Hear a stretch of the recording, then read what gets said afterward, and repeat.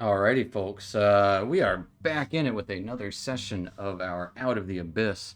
And last we left, well, before we get to that, we're all out of track here. I'm your Dungeon Master, Mister. Joined by our wonderful players today. If you guys want to say hello, now's your only opportunity. Hello. Oh, Hi. And now we Too can. late. No, you're good. You can still say hello. It's never too late to say hey. No, that was your one too late. opportunity. Okay, fair enough. Opportunity gone. Do not miss your chance to blow. Or glow? I don't know the words. Anyways, let's talk about what happened last time before we get into what's going to happen this time. Last time, you guys were heading through the Blade Bazaar. You gave up your prisoner, this alchemist, nameless at the moment, as well as information of the Stone Guard, or to the Stone Guard, of Gracklestug. Not wanting to dilly-dally too much, you headed back down through the hidden entrance to the caverns that you had followed Droki into. Traversing them was easy enough, but finding the way around, it seemed to have, shifted ever so slightly. Just enough to throw you for a minor loop for a second, but you came to a place where a group of Darrow were practicing odd magics involving a statue and a circle of Faerzest-infused magic. Trying to sneak in, you were found out pretty quickly, and a two-headed dog got released in your direction, as well as the indescribable chanting stopped allowed to allow the Darrow above on this platform where the circle was to attack you as well. Casmos, though, released some shadowy magics and made the battle in this place a little bit easier than expected upon searching around afterwards. You found there was a hidden Etten in the corner of the ceiling, started a battle with it pretty easily, and what seemed to be the boss of these Darrow was also in this chamber as he attacked and tried to hold Casmus in place there, but honestly, you took them both, the Darrow and the Etten, out very quickly, stunning and just knocking them while they're down. It was a good showing on your part, horrible showing on the Etten and Darrow's part.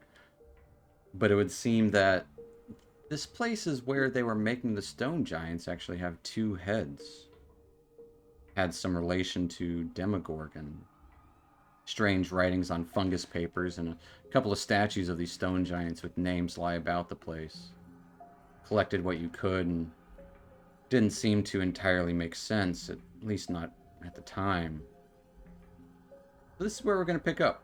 There is still a chest in this little desk down here that you might have the key for, that you got off of the Darrow in the space. What are you guys doing? well, I'm pretty sure I left the key off of that there. So, Funguy's gonna go and while we're by that desk, let's see if this key works. Fair enough. Going and popping it open, that key 100% works. Somehow it's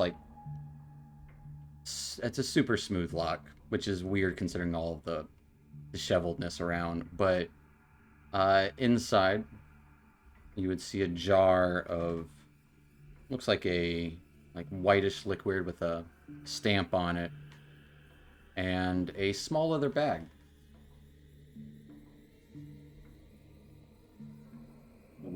Go pick up the bag and start smelling it. Make sure it doesn't seem odd or suspicious or anything like.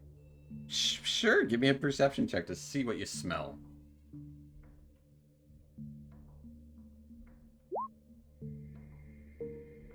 With a 12.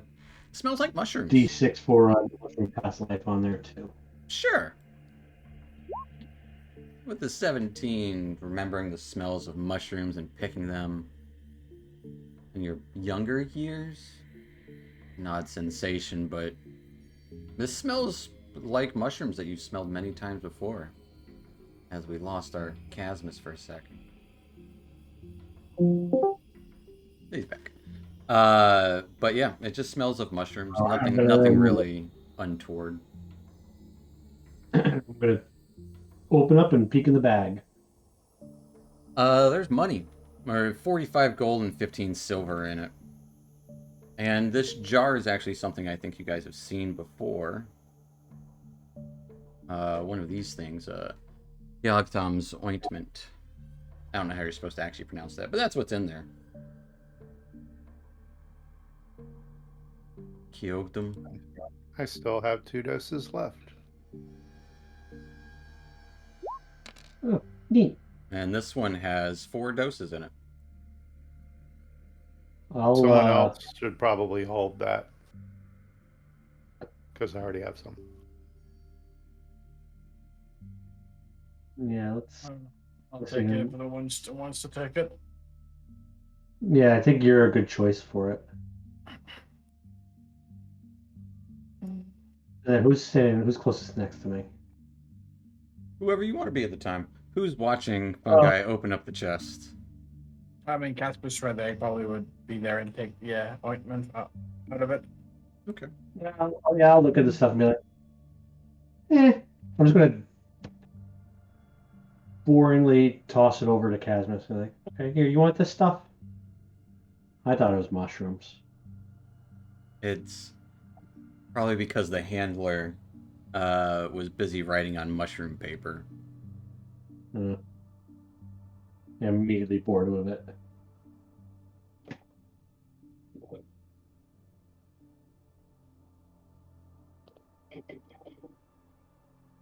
But what are the rest of you guys doing? This magic is still kind of humming behind you guys. As that other stone giant statue is in the center of there. Looks like it has a bump on where its shoulder is.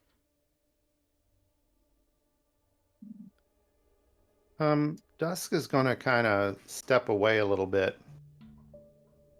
And he's going to focus his thoughts to the sword. What are his thoughts of?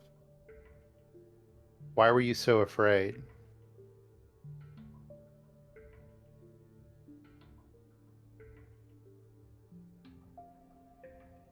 It's so dark. I can't see in the dark. And that's where everything that's evil lives. I spent centuries alone in the dark. I can only create light when I'm commanded to. It pains me to be in the darkness. I don't want to go back. I understand. But down here, there will be times where we must be discreet. I understand. It's hard for me. Hard to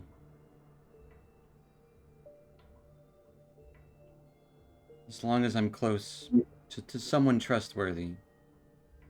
I suppose it's not bad. Wherever we are now, this is, even though we are in the light, there's darkness everywhere. It's swirling around. Some sort of creeping sickness hedging in. I feel it in my soul.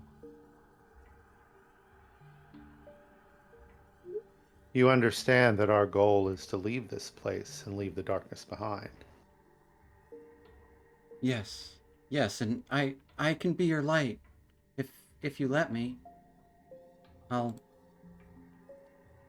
help shine the way. Banish the darkness. Leave it behind. Forever, hopefully. Hopefully.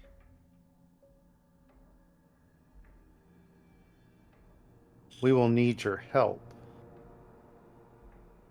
I- with the darkness. Yes, let me be your light. And our all of it. goal, and I can promise you that when we make it out, I will make sure you are in a place where the darkness is not a problem. Should be in the sun. wind flowing. And we all should. I yearn to see even a sunset. But I pray for the dawn. Well, we will need your help, not only with your light, but with anything else you may sense.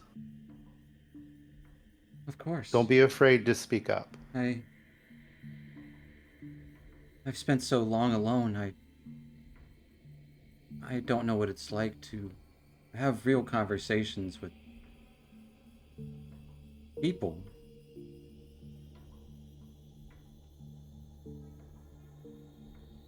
Well, we will have more conversations soon. I would like that. Don't be afraid to use me, to shine me every now and then in your darkest times of need. And you just get this feeling of like frightened and also lightly calm, but like talking someone down from a panic attack kind of. We do need to ask your help on something more personal. Of course, my savior. I owe you and your companions everything that I am. I have been hearing things that may or may not be there. That would make sense in a place like this.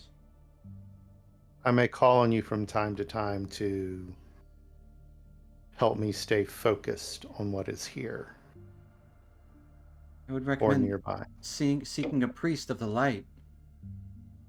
Perhaps of Aminator.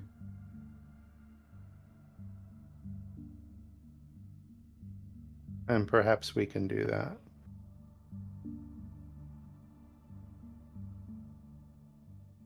If there But are for any around now- here. Yeah. Know that you are safe. Thank you. And Dusk will just sort of walk back to the rest of the group a little bit. Was Dusk actually talking or was he just thinking? He was thinking. So you guys see Dusk walk over for a few minutes and kind of hold out the blade, or at least the hilt, and just kind of think on it.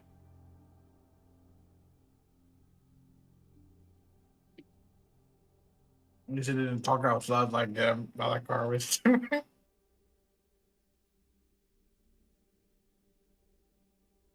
R.I.P.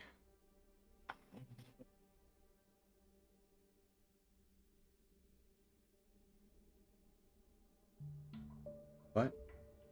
What are you doing?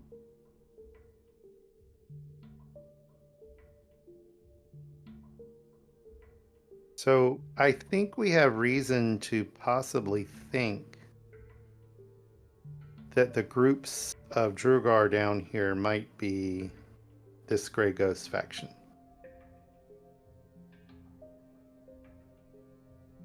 We've got their books. And we think All their they may notes. have the egg. Well, these are the Darrow. Hmm. The Dwergar was the previous place you busted with the alchemist. And supposedly there are others. Isn't that what our floating friend led us to believe? He said there's other cultists, yes. Both Dwergar and Darrow. He'd be like, yes, there are. And Cappy will kind of float over. As I think I've been here before. It wasn't like this. Yes. There are a couple of locations. One that smells of death and decay, while the other would be the horrible magics. Unfortunately, it's easy to get turned around in this place, and I don't quite know the way to either. But they are about. I think they are both on the northern sides of the caverns here. I would say so. Evil cultists, through and through. You've never seen an egg, have you? I have seen many eggs. Hookor eggs, basilisk egg once. I tend to stay away from those things. Dragon egg? I can't say that I have. What sort of dragon?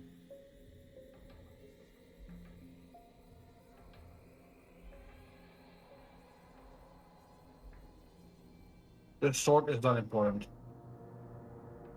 Right, right. As long as it's not a deep dragon. I don't know what else would dwell down here. Could you attempt to lead us to the closest other area where these cultists may be? I would very much like to, but as I said, the more time that passes here, the things do get a little confusing. I tend to drift in the easier flowing spaces.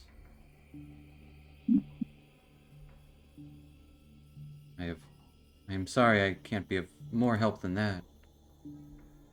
But I would be wary of whatever they are doing at the obelisk. This is almost as bad here.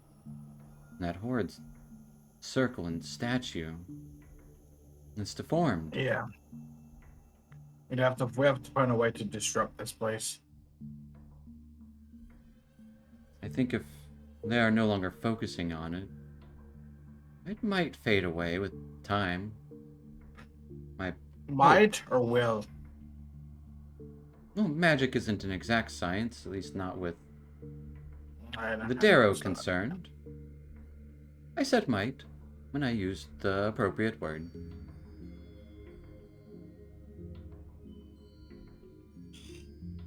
Shall we head towards the northern areas and see what we can find? think it's your best bet.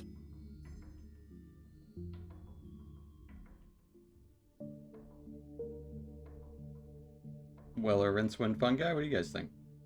Let's go. I'm just gonna start marching along like I'm from the Seven Dwarfs. Up to there. So there is actually a second exit from this cave. There is a narrow tunnel leading out, choked with fungus as well. Or there's the way you came, over the now non-existent green slime pit. Still a pit, but Before we go you to know. anything, did we search any of the stuff that's like up here? And I can't see it well, but I thought I remember there's stuff being over there too. No exits, but No, not exit, but I mean like there was stuff. Did we look through? yeah. Rincewind There we found some writings, and all it said was, Okay, that's what that was. and there's like knapsacks and like a couple of mushroom snacks and stuff like that. A little picnic bench with some water, should you need it. We came from the west. Yes, you came from the west, and there was another passage that went north out of there, and you're not So not it sure should what's go. go this way. So we should go east.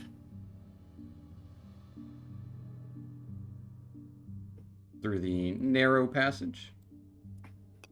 It would be too small for most of you in your current forms. It is one of those where it quickly gets choked, and Fungi does still have a flat head, Patchworks. It is heavily choked and narrow, and it's hard to maneuver through. Unless you're small. Or tiny. Well, the passage we came from, at least we know, heads in the general direction we want. Yep. The other one, we would use resources to go through, and we don't know what's beyond there. What do you all think about taking the clear northern passage? Yeah, if we can't really fit through the other one, probably safest bet to go to north. I don't think Yep. we have enough mushrooms for Well, I everyone have to. extra. I mean, I picked up more of the pygmy wort from before, so I have about 6 of those. And I should be able to, I seem to be able to fit fine through there. And actually, can I check through some of these other mushroom spots? There's none of any great variety here Yeah. in this space, unfortunately.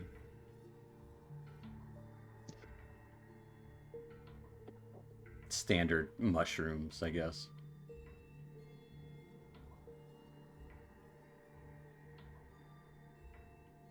Northern way is the way that we've already traveled. So You have we're not saying- traveled north, no. Gotcha. Okay. But the other way we Um, can't fit unless we use the mushrooms. Correct. So westward is the way you came, and you know it does turn northward or southward, which is the way you originally came, was south and headed into here. But there is the eastern exit here, which is choked, and you'd have to be small or smaller to fit. Okay. Yeah, I'm good with heading north if that's what the group wants to do. Well, let's do so then, if everyone's All right. good. Let's go west, then north. All right. And how about are you traveling? Who's in front? Who's on first? Who's on second? I still have dark vision, so I'm in a good spot if I want to go first. Yeah, dusk will hang back a little bit, and I believe I can reduce Dawnbringer's light, correct? You'd have to look at it. Let me double check it. Yeah, I can use an action to expand or reduce its radius of bright and dim light by 5 feet each, Okay. or a minimum of 10 feet across. So, I'll do that. The minimum. Hopefully she doesn't freak out. Fair enough. She's happy with any amount of light that you let her give off. So fungi leading the way. I'd say the caves here mostly between like, you could fan out if you wanted to. It's probably like 15, 20 feet wide. It gets even wider to like 40, 50 feet at some points. But obviously Cappy and the two mushrooms will be kind of trailing behind. Casmus wouldn't be in the front, but he would stay close to the front to occasionally doing what's it called? Eldritch Sight to see if there's anything It's all magic. interesting. Yeah, but if there's anything that really sticks out. Roll me a d20.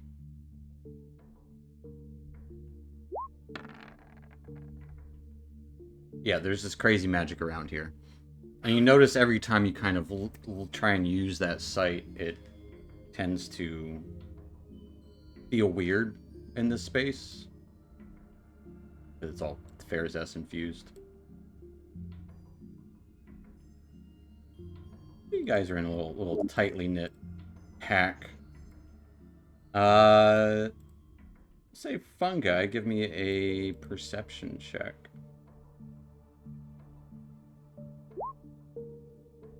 Ooh. Super close to a nat 20 there. Yeah. Heading about maybe 10 minutes northward as it starts to curve to the east or to the west a little bit more.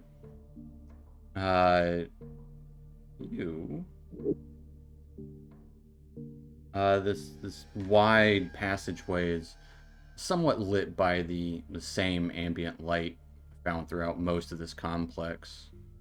Ahead of you, fungi, you would make out what sounds to be high-pitched cackling and grunting of several creatures.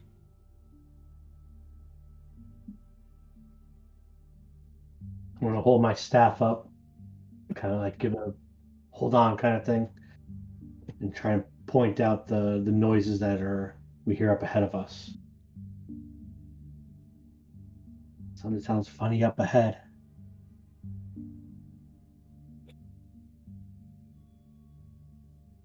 It would be I'm gonna try going in really kind of like. I don't think I can get us to pass without trace again, but we want to just try and go real slow, guys. Try to see if we can be a little sneaky as we walk up.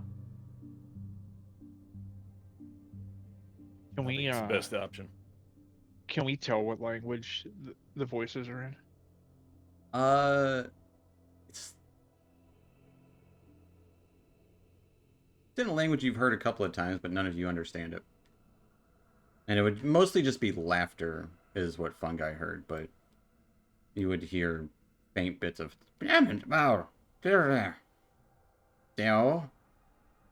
and then you would hear probably some thudding and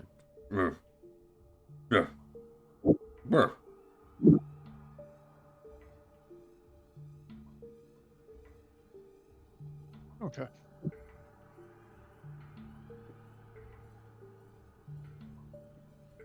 I mean, I think that probably sneaking in be our best way to go. Send forward a scout or move forward as a group.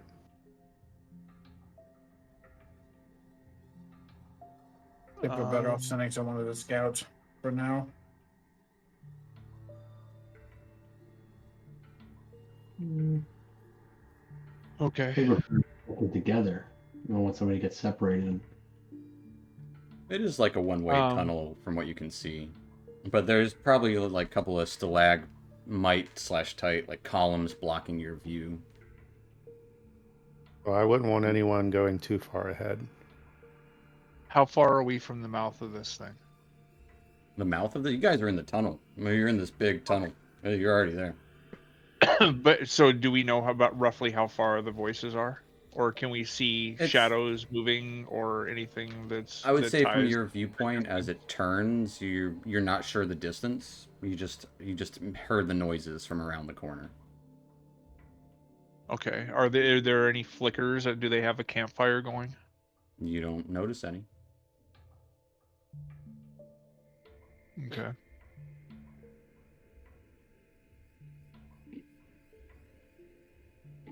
Well, let's advance slowly. Dusk will take towards the very back so that the illumination isn't right up front. That's fair. There are plenty of bits of minor illumination in this space, but it's not all encompassing. But this area seems to be one of the wider portions for sure. Okay. So everyone trying to sneak up. Yeah, can I give Weller guidance before we go any further? Sure, give him guidance on his stealth. So, well, you'll have 1d4 on the stealth check I'm about to ask for, so everyone give me a stealth check. You can do it, friend. Oh, I'm gonna give myself another knowledge of a past life. Powerful at those. I don't know if it'll matter. This is prophetic here. Prepare for combat, guys. You said 1d4. Yeah, you get a d4. Yeah, why not? You know. It's Oh, there we go. yep. Just a clean sweep. Saying anything. That's not bad. Yeah. Still getting used to that new armor. Yeah, you know, I gotta break it in. It was pinching somewhere. With that, as you guys start to kind of creep around down the area, I'm going to say, Weller, something gets caught in your mustache and causes you to sneeze. As you can see, what looks to be a group of... Do we have art form? I think you guys have seen these before. Yeah, you have. A group of those hound-like demons. These things. Marching. Or not marching, kind of hollering and like low grunting towards each other, as two of them seem to be kind of like wrestling. And there's a total of 5 of them. You would very briefly see a very small, smaller than Fungi, and about as small as the mushroom guys. This little insectoid-like demon creature with gangly green skin and a long tail and 2 horns, almost like a bat-like ears, maybe a foot tall. Point at you guys and say, "Yeah," as it turns invisible. And I'm going to bring you guys to a map. What did he just call us? And we're gonna I roll. swear- We're gonna roll some initiative. If we don't get some ability to detect invisibility soon, I'm going to scream. Well, I do have fairy fire, right? You do. Yeah, you do. If it Good lands. point. A You're lucky enough to- level 1 ability to find hidden people. Oh God, it hovered on that one for a second. I really. I wanted to did. explore I it, did. I got scared. but- But with that, let's do. Oh, that's weird. It shows a 19 on my screen. Oh, that's for Casmus. It did show. Huh. All right, with everyone there, going to the classic Darkling. Yeah. As Casmus, you are up first. Where did we last see the little creature? He was by the orange mushrooms, if you can see them. I can see them down there. Yeah, he was So over is he there by first in the initiative order? Casmus is first on the initiative order. I don't think that's ever happened. Oh, it's literally right on the edge. Exactly where he was. So we're gonna cast Shatter. Exactly where that little guy was. Okay. Go ahead and ping where it is. He said near the mushrooms, so around there. That's a 10-foot. Yeah, 10-foot radius. All right. So be able to get the other Dretch there. Go and roll me some damage.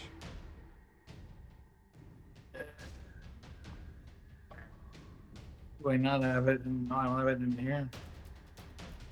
So let's see. 3d8? Or no, because you're casting it at 3rd level, so 48. Yeah. Con save. Woo.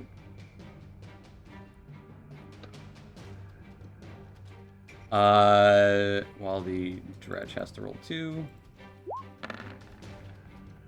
The one Dretch here just simply explodes in blood and gore around the backside of the other one.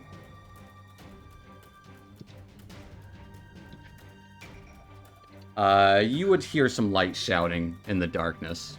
Darren, all right. Anything else from Casmus? Nope, that'll be it. As you guys would just hear this loud boom echo throughout the space here, these 2 mushrooms would start kind of collapsing in that space, which will take us to Rincewind. Okay. Rincewind will step back to here, and he's going to cast Bless again at a 2nd level. Okay. And he's going to hit Dusk, Fungi, Casmus, and Weller. Everybody but yourself, fair enough. As you're all hit with And this then- scintillating light. You would even see... Roll me a d20 real quick. You know what? Casmus, roll me a d20 too. Before I forget.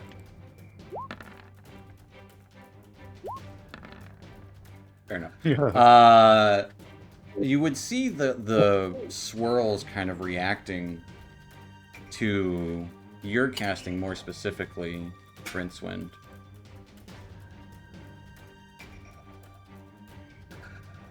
But yeah, you guys are blessed. And then I'm going to, or Rincewind will dip around the corner right here and end his turn. All right, getting some cover. That will take us to these stretches. As it looks like this one won the wrestling match up here. He was wrestling that other guy that just exploded. They are going to do their best to hobble forward. A couple of them will have to. I don't know if he can make it. Yeah, he can. Run over. While the last one kind of tries to fill the space here. Just barking, just while the other three are just gonna go ham. Two of them are gonna go ham on the little fun guy, while one of them is going to try to symbiotic The entity. one that popped up right in front of me, can Mhm. I hit him with the oh, I'm gonna get you to activate Shillelagh yet, but You can symbiotic entity him.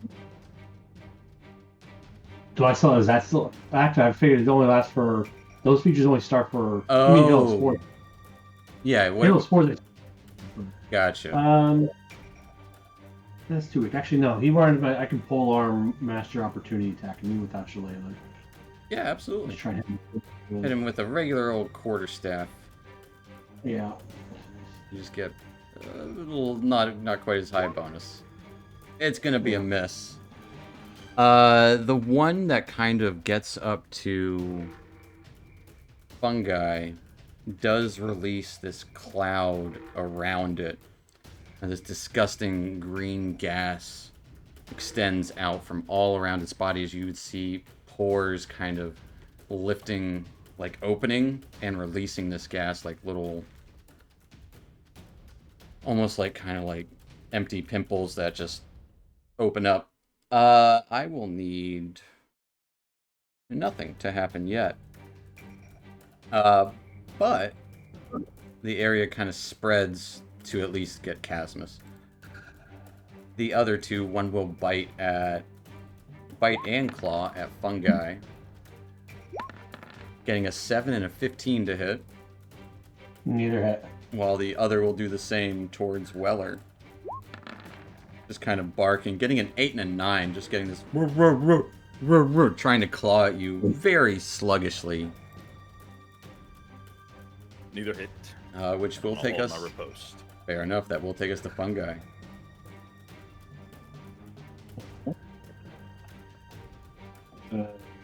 Let's start at the Shillelagh Start the Shillelagh. and take another shot at this guy right in front of me.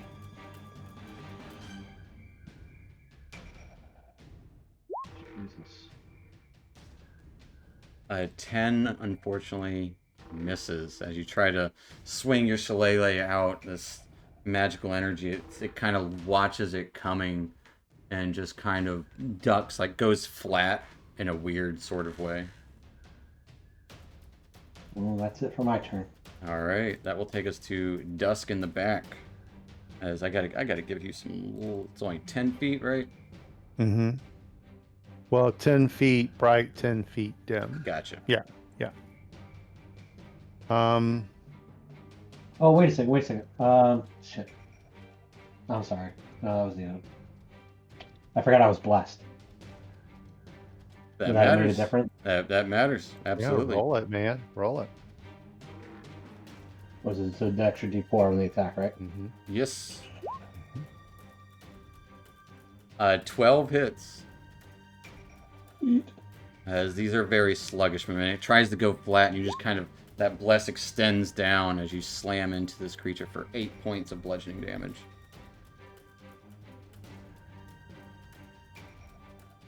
That'll take us to Dusk. Sorry. Sorry about that. No, you're good. You're good. No, do it, please. It just happened. I'm in no worries about that. I want you to do the cool thing. All right. Whoop. Dusk will charge up. And he will... Dusk, as you enter the space, this is where the cloud is extending. I should put a little thing there. I'll get one there. I need a con save as you enter it. I didn't need one from fungi for a reason. Mm, Get a fun little little cloud here. It's coming.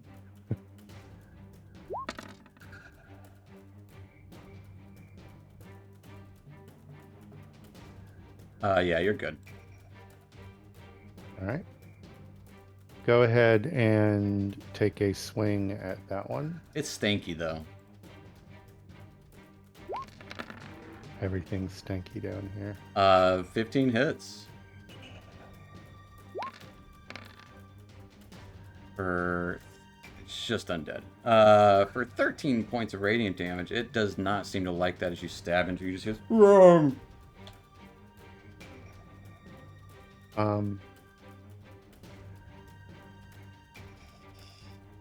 Bonus action, strike it with my other hand. All right. A 20 also hits. Well, you also have extra attack, so you don't have to. Well, I I do see- that I for see a what you mean. reason in case I need gotcha. to, apply anything else. With a 20 to hit for 9 points of bludgeoning damage, you just kind of smack it. You hear the "Rrrr" as it starts to melt down in that space there. Okay. And then Gases lightly expelling out of it, not adding to the cloud or anything, just for flavor. 35. Step over it nimbly and strike at the other one right here with Dawn. All right. 17 absolutely hits. For 9 points of radiant damage.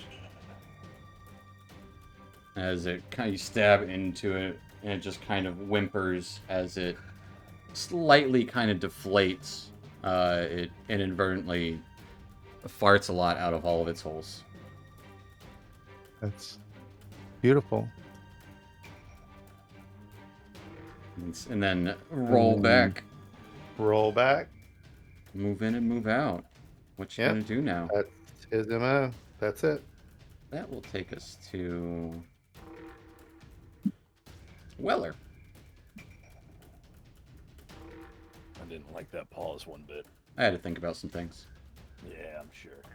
Hey, quick clarification. We may have gone over this before, so I apologize. No, you're Extra good. attack. Can I change targets? Absolutely. You get a second attack action. Well, not action, but you get a second attack. Okay. Sweet. So I'm going to go ahead and take an attack on that guy. All right. As it's kind of lightly deflated, it tried to bite it. Bite at Dusk as he rolled away, but Dusk is too quick. Let's go with the maul. Let's get the maul. a shot. Start of your attack, or start of your turn, I need a con save. Cloud. The cloud reminded me. The cloud, yeah. Yeah, you're good. It's just real stinky. Alright, let's take an attack. Breaking out the fancy new maul as 17 for sure hits. Fantastic.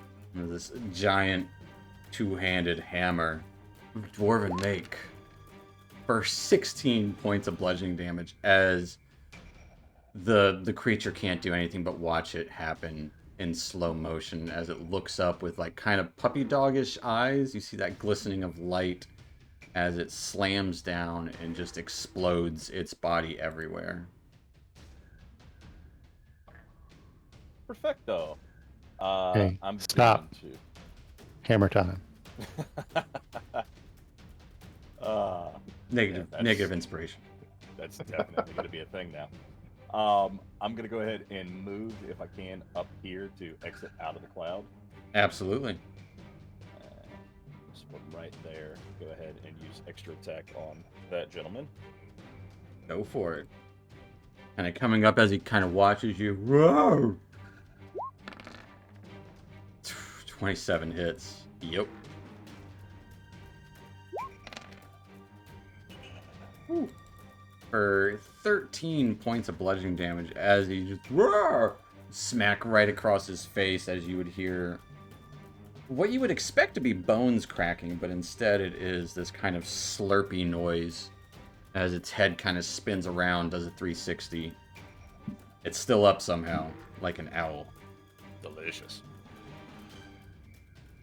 I got to put in Ah. 1 slurp per session. It's a quota. Anything else That'll for be- Weller? No, that'll be it for me for now. That'll take us to Casmus. Casmus, I do need a Constitution save.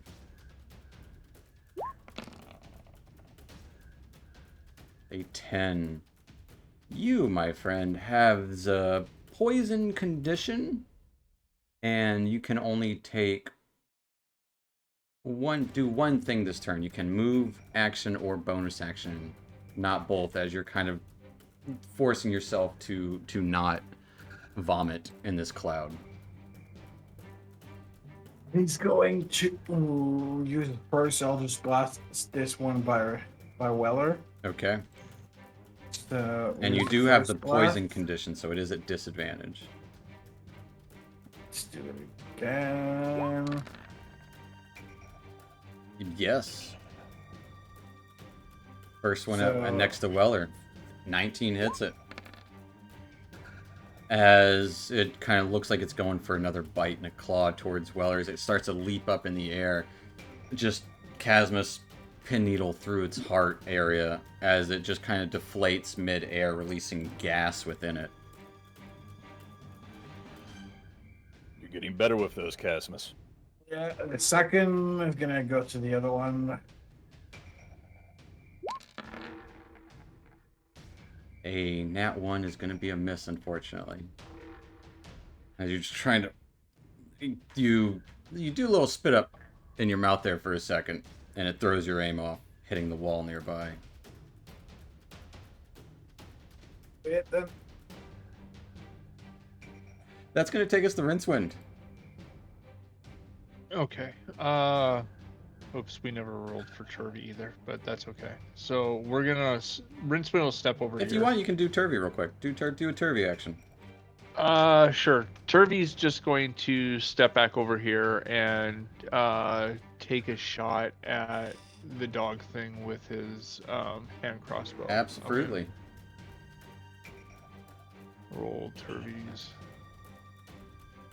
initiative just to throw over the board if that helps, if we make another round. And Fair then enough. I'm going to do that number. 11 hits. Oh, sweet. These guys are jabronis. For 6 points of piercing damage. As it kind of gets him right in his thick neck. You'll be like, "Oi! Who farted?" And then step back over here. Alright, that will take us to Rincewind. Rincewind is going to step out from his little hidey hole, and he's going to pull his longbow, draw a breath into his the shaft of the arrow to infuse it with force, and he's going to shoot at that dude right there. Absolutely, yeah. Let's see it. Turvy just shot at. 14 hits. Awesome. And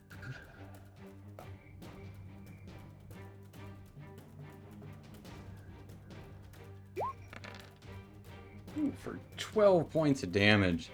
As with your planar kind of shot, this energy, you would see this warping nature happen as swirls transform around, the air transforms into swirls around this creature as it just kind of pops out of existence and is no more.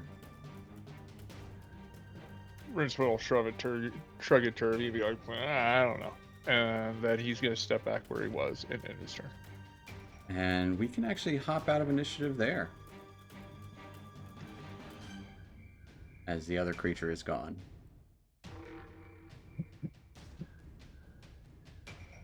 Came into it as quick as came out of it as quick as you entered it. That's what I was going to say.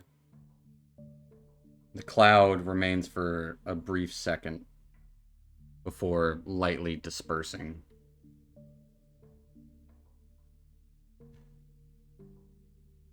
And a semblance of these bodies are kind of there, but they are like either deflated or melting One of them popped out of existence. A couple of them are exploded. See the bones of some animals or creatures nearby. Mushrooms over here have fallen down. Like, kind of hear that creaking of them as they start to fall. Leaving you in the space.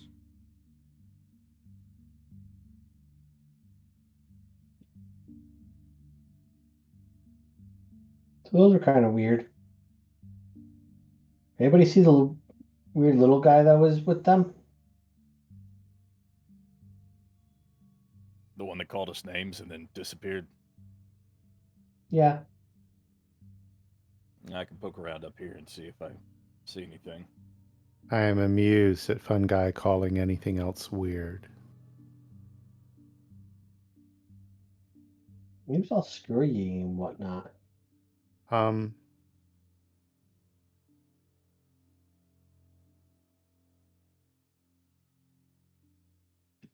Yes. So Weller's gonna start poking around. Weller, give me a perception check. Perception. 18. Roll me a d12.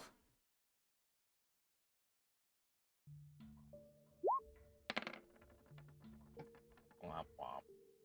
You don't know what that Not means. always bad. On It's a just sad to see 1. one.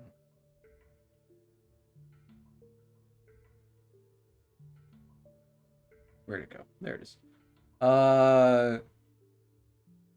Make a Constitution saving throw. No, within within the skeletal remains of creatures, you would see the glint of something just barely underneath the like piles of skeletons, kind of in the corner there, in the darkness. You would catch the glint of something, a little bit of silver, but you would also see that it is skeleton beneath this skeleton is covered in a familiar yellow mold.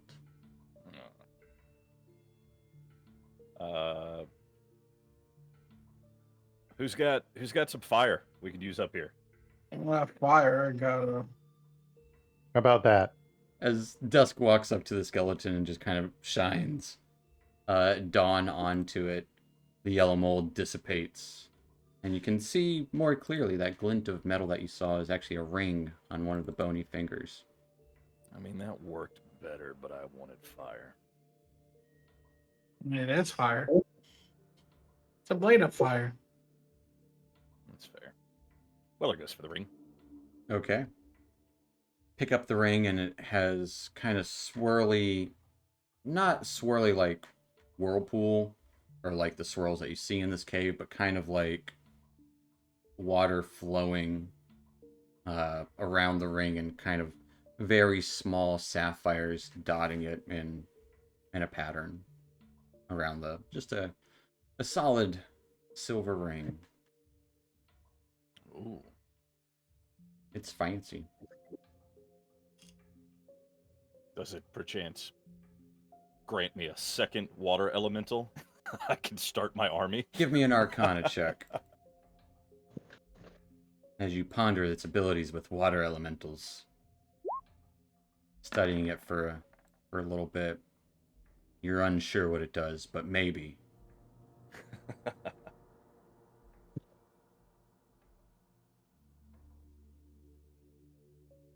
But that is what you find on the skeleton in here. You should wear it on your mustache. Mm. Like a napkin ring. But be careful, everything down here is dangerous. I myself am weird and dangerous.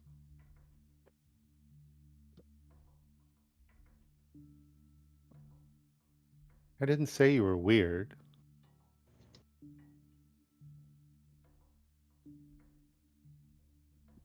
I will. Weller and Dust just stare at each other.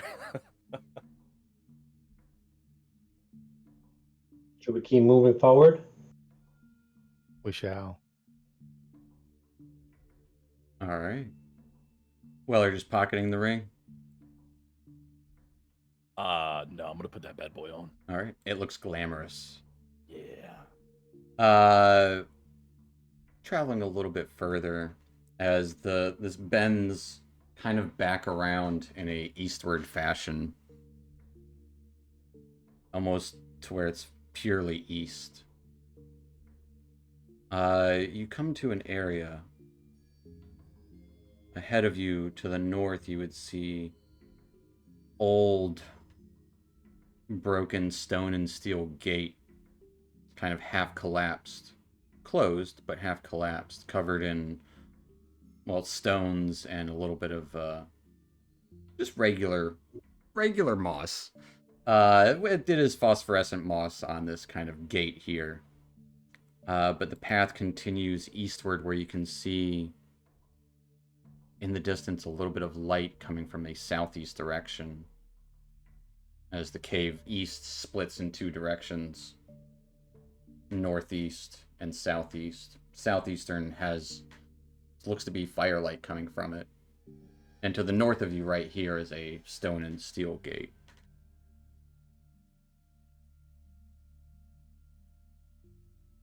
Shall we investigate the light?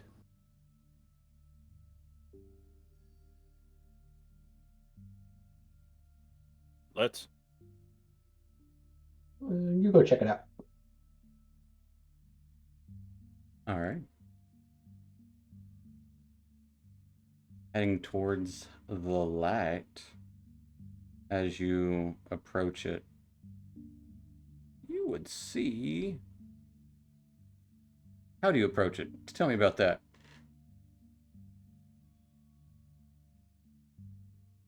Dusk will hang to the back again,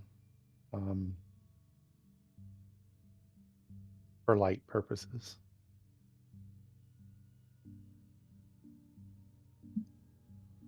I guess then Fungi will just start walking up little bits at a time. Okay, well, hang on. I gotta copy and paste you somewhere, just in case. I don't know what you guys are actually doing.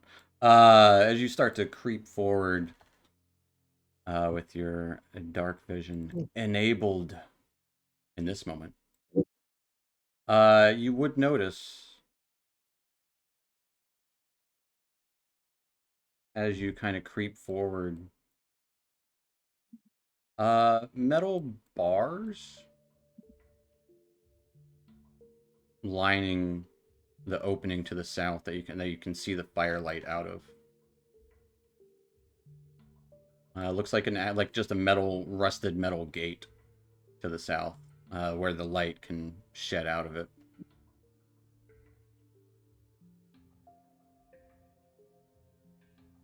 Yeah, just looks like a gate. I mean, you can approach it. You can open it, or yeah, you can approach it further. It's a gate door. But I was just saying, like, that's what you see as you start to approach it, and you would see that the opening goes much further in. Do you start to approach said gate? Yep. could I knock? As sneakily Say as hello? possible. And keep an eye out for possible defenses around this gate. Okay. You would see a few stalagmites around the area. I'll say those of you going up to inspect the gate, give me a stealth check.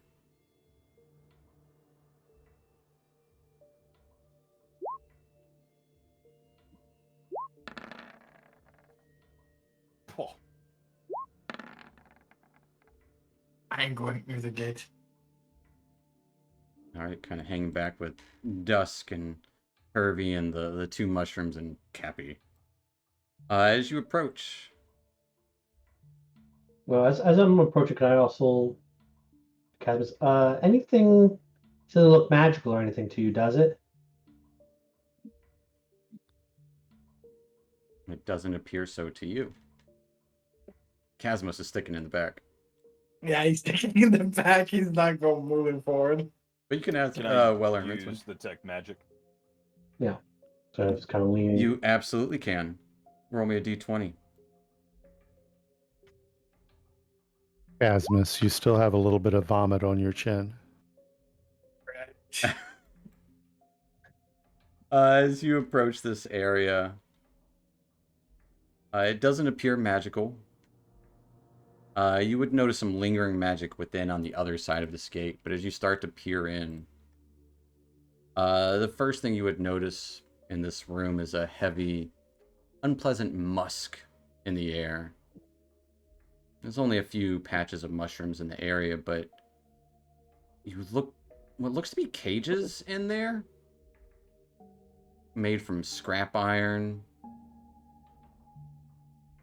You can see what looks like a spiral path, like coming directly from the gate, marking the center of this room. You would also notice like a tent set up and 2 Darrow standing by a large cauldron in the front of this tent near the cave center. Oddly enough, both seem like they're in conversation, but not listening to the other. Does anyone speak Dwarvish? Yep. So you would get the gist that they're having 2 completely separate conversations. So it looks like they're speaking to each other. Yes. Huh.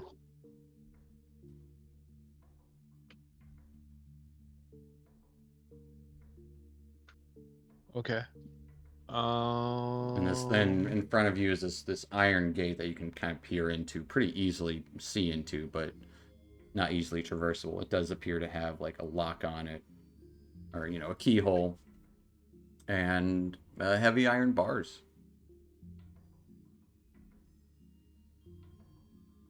Okay, so I'll point that out to Weller and Fungi. They're the 2 that are with me, and I'll just say there's something up with those 2. They're speaking to each other, but they're talking in 2 different things about 2 different subjects. Yeah, one of them's complaining about the master, while the other seems to be talking about something that he fished out of the Dark Lake. So I mean, I don't see how those 2 are really related, but I don't know. I've seen crazier stuff down here. So I don't know if that has anything to do with the gate, but what do you want to do? Do you want to go up, talk to these guys? You would hear the low coming from within the cages, Chewie? kind of. I would say with Fungi and Rincewind's passive perception, looks like they have a bear in a cage. Awesome. uh so yeah, I'll be damned if they don't have a bear. So Can't leave a poor bear locked up. We can probably get on our side. Has anybody got animal handling or speak bear? no. Got a crystal. We could do something. I mean, I would just be happy if it probably didn't eat us. So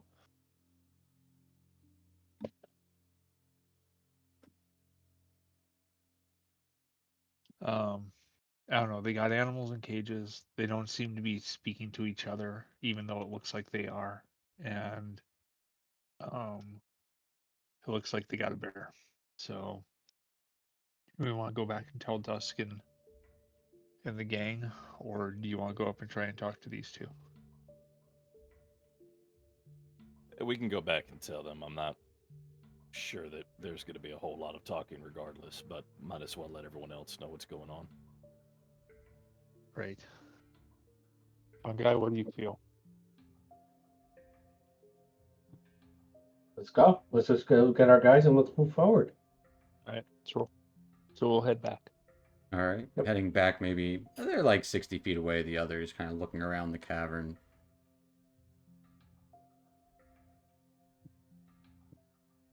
Guys, they got a bear.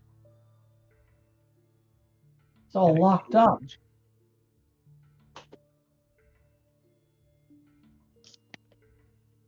get the bear out. Bears don't belong in cages. Are bears found down here? Give me a nature That check. one is. I mean, Dusk is asking the group. That's fair. I got you. Are bears found in the Underdark? It's not impossible. I would say those. Well, I would say those of you familiar with the nature of the Underdark, anything can happen. Right. I mean, it's almost as likely as having a tabaxi down here. Probably more likely. Maybe. So, I mean, I don't. I personally have never seen one down here, but I personally have seen mostly the inside of a cage in a lake. So there you go. I mean, we managed to find, or most of us are not familiar, we managed to find our way down here. So maybe a bear did the same thing by mistake. Yeah, you guys are making a lot of good points, but also we're cognizant and able to speak to each other, and I don't know if that bear is going to be able to do the same. So, I got this crystal from the from the stone giants. Maybe it could help with it. well, the way I see it, we've got a door, two crazy guys on the other side, and a bear locked in a cage. So, what's the play? You guys distract the two guards, and I talk to the bear. You can speak bear? I think the crystal. The allows me to crystal speak, yeah. would allow me, I think. They are a good distance from the entrance of this cave here. I'd say like 70 or so feet. But and there is the gate door as well to the space. You guys did pass another gate previously. And then the cavern here continues to head in a lightly northeastern pattern. Just real quick, can we check in with our floating jellyfish friend? Oh. See if any of this looks familiar to him. I think this is where they hold the bears. There's more? Your help has been invaluable. I just want you to know that. Yes, the strange. Do you describe the markings on the floor?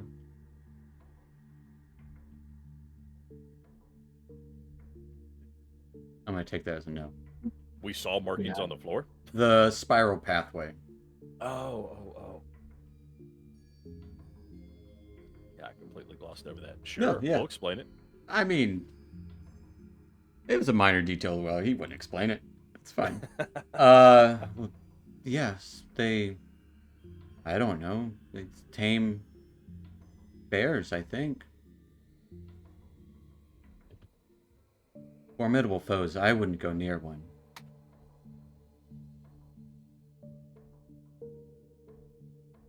I think the obelisk is either north of here, down that way, and you kind of point the tentacle northwest, or back there through the other gate. I can't remember. I do remember a gate.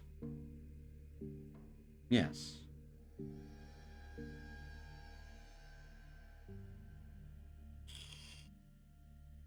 So should we engage with these Darrow,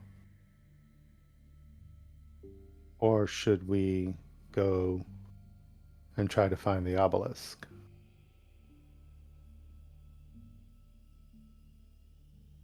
I'm all pro plan free bear.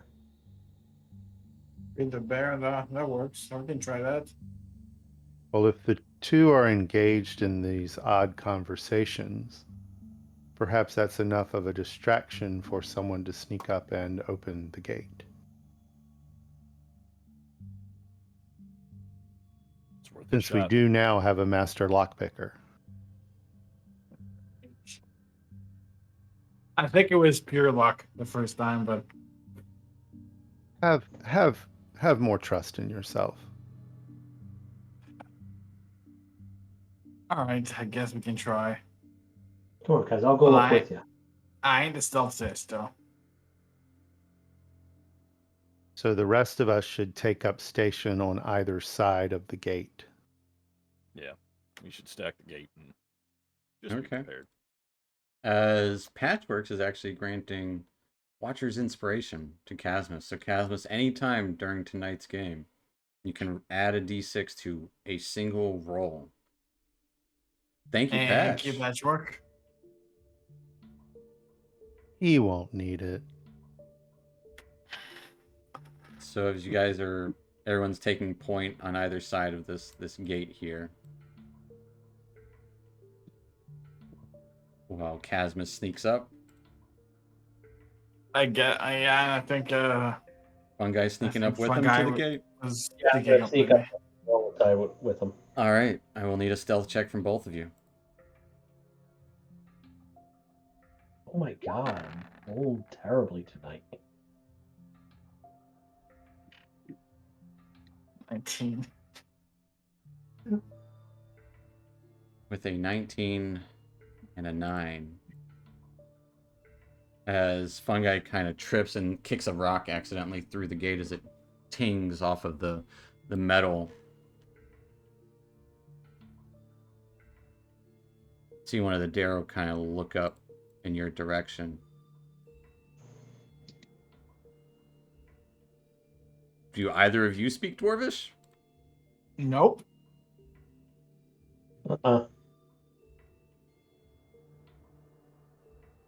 I'll start. Nakaya I'll Duya. speak- No bidet. And it kind of starts to aim a crossbow in your direction while the other one sees this and starts backing up towards one of the cages. David, home and day. Can I try speaking in Undercommon, where the kitchen is? See if maybe he understands Undercommon It's less of a too. kitchen, more of a campfire. Well, it was either this or screaming out where the white women at. Absolutely. What do you say in Undercommon? Which way to the Where the kitchen? white women at? Oh, you're saying which way to the kitchen. Yeah. He would respond in Undercommon. There ain't no kitchen here. You're gonna find it in your face if you don't shut up. Go away. Well, I'm sorry, I'm the new guy. We don't have new guys. Only old guys. You didn't hear?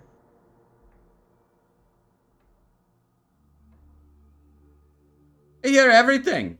Everything all the time. Everything. It's all there in my brain. And all over the place. It's in his brain too. And it'll be in your brain soon. As soon as I put it there. So if you don't back away, I'm gonna shoot you in the face. Did you hear about the bears getting out at the north gate? There ain't no other bears. They're all here. Counted for. 1, 2, 3, 4, 5, 6. 6 bears. 7 bears. 6 bears. You sure? I think Yes. that was the second bear that got loose. Guess must return to Fungi. What the fuck is he saying? Fungi, give me a deception check. Try talking shit about the master, whoever that is. Damn. I'm gonna give up on rolling anything tonight. Yeah, 6 bears all accounted for. Even the 7th one, if there ever was. It's here too. Step away from the gate or I shoot your face. I'm gonna whisper up to Casmus. They're not buying it. What do you say? Fight or flight? Hey, step away from the gate or I shoot your face. Uh, Last warning there, little flump thing. Are the others seeing them? Only Rest Casmus of the and group? Fungi can see inside. No. But are the other groups seeing Casmus and Fungi? Yeah, they're around the corner. Casmus would literally just raise his hand and like motion to come, as if like saying, "There's no other way. We're gonna have to fight them."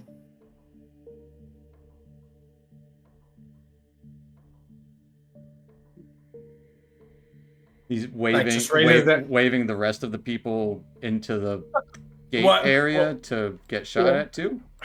Right now they know we're here. Like, no. oh. So what he would do, he was just raise his end a little bit and just have his finger move around. The Darrow shoots his Uh. crossbow at Fungi. You guys are lingering. He got a 9 though. He Yeah, missed. and that's gonna hit you next time at 2. As you hear a click come from his crossbow without even having to load. Okay. Okay. Casper's gonna try to hit one of them. We're gonna roll initiative then. I'm gonna bring you guys to a map. Wait a minute, the rest of us didn't agree to this. That's Dusk and I were playing cards. it's the way it goes. Here's a good.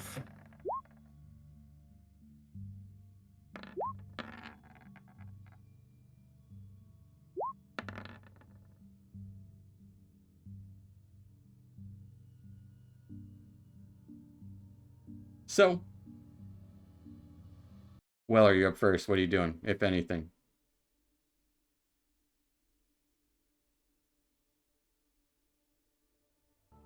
Oh wow. So we just have a tunnel. Mm-hmm. Weller, go fish. Yeah, if you want Weller, and can be over there. Oh, okay. Oh god. Look at that fucking bear. It's a big old bear. It's a big old bear. Is this what I'm seeing like here? Is that like a spiral? Does That's that the spiral indicate pathway. depth? That's the spiral pathway. All So right. it's literally just like someone hit like a footpath that someone's walked over and over again, Gotcha. Okay. or been dragged through. You're unsure. What order are we going in? Okay. Let's go ahead and fuck it. It looks like we're doing this thing. So Actually, you know can what? I? Let's take 5 to think about it. I didn't realize what time it was. We are about the halfway point here. So let's take 5 to think about it. What a tease! Yep. Find out what I do when we return. Let's find out what Weller does and the rest of the group does when we return, as they are currently locked outside of this gate here. Yeah, we'll find out there here in a few minutes, folks, so stick around. And, well, we'll be back in a few. So, yeah, see you guys in a minute. Okay.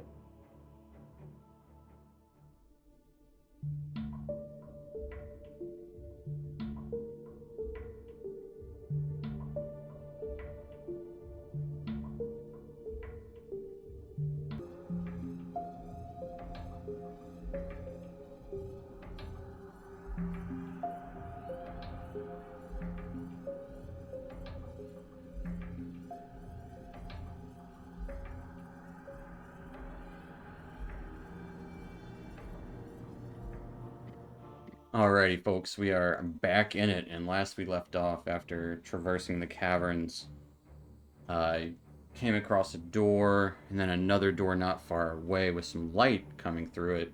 Actually, it wasn't a door, more of just an iron gate. Looking in, could see a couple of Darrow and some cages within, and actually seeing that there's a bear in there. Fungi tried to talk his way through as they were found out sneaking up onto the gate.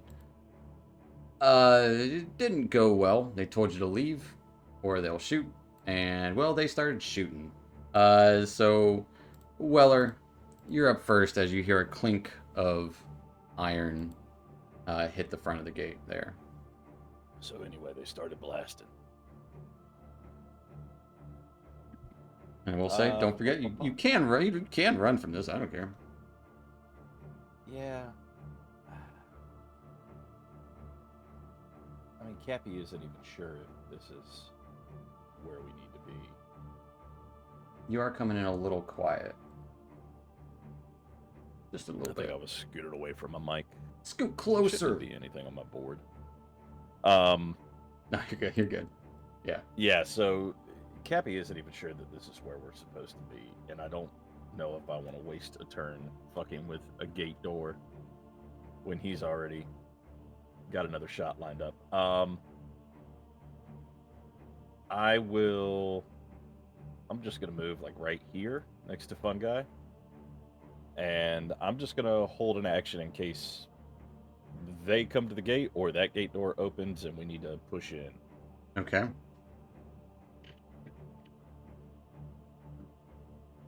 Rincewind? I Hearing guess shots Rincewind will- fired through the gate.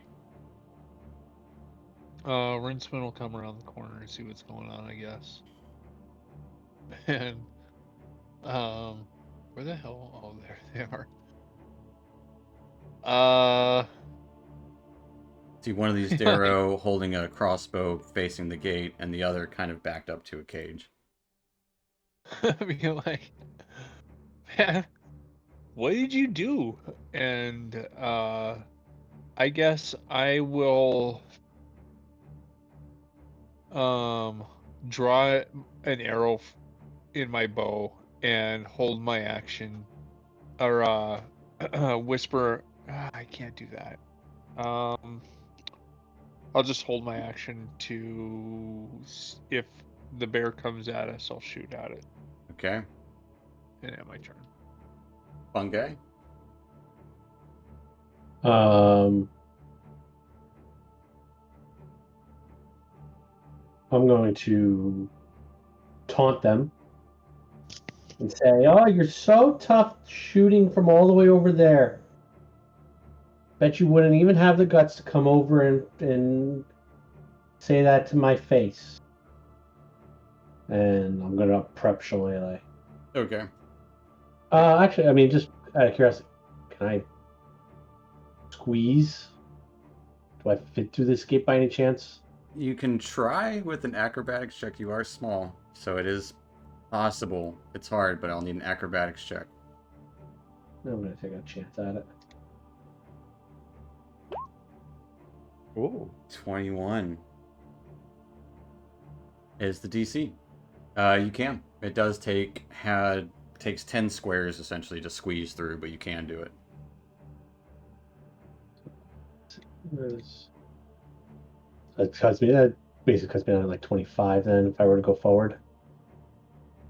If you have a 35 movement speed, then yes. Or no, I got so 20 feet then. So let's gonna pop through. Oh, can I let's use my action to get through. So I'll prep my Shillelagh. I'm like, all right, come here and say that, Mr. Tough Guy. Yeah, I think that does it for my turn. That will take us to dusk. What condition is this gate in? It's a heavy iron gate. There is some rust on it, but it is thick iron. Okay. I would say you don't think you can break it.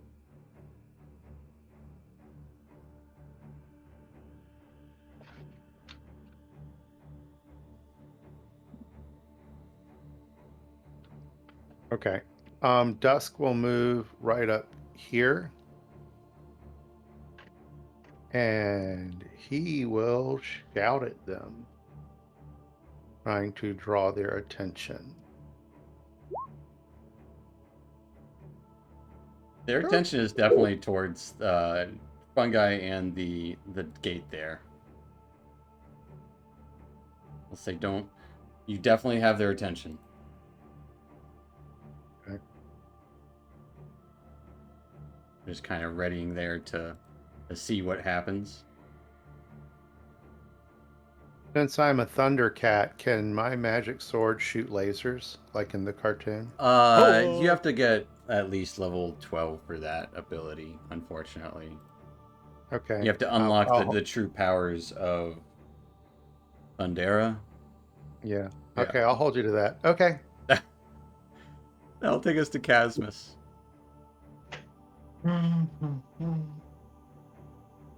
Can't move through that over the gate. Nope, you saw Fungi squeeze through and just barely. Turvy probably could. We forgot to roll initiative for Turvy again, by the way. We have an entire party on the outside of this gate just going, oh, Yeah. you just better fucking wait. Yeah, just wait till we get in there. You just wait till we get in there. Let's see. Wasn't enough. He's gonna try a blast on the guy right there by the bear, by the polar Okay. bear.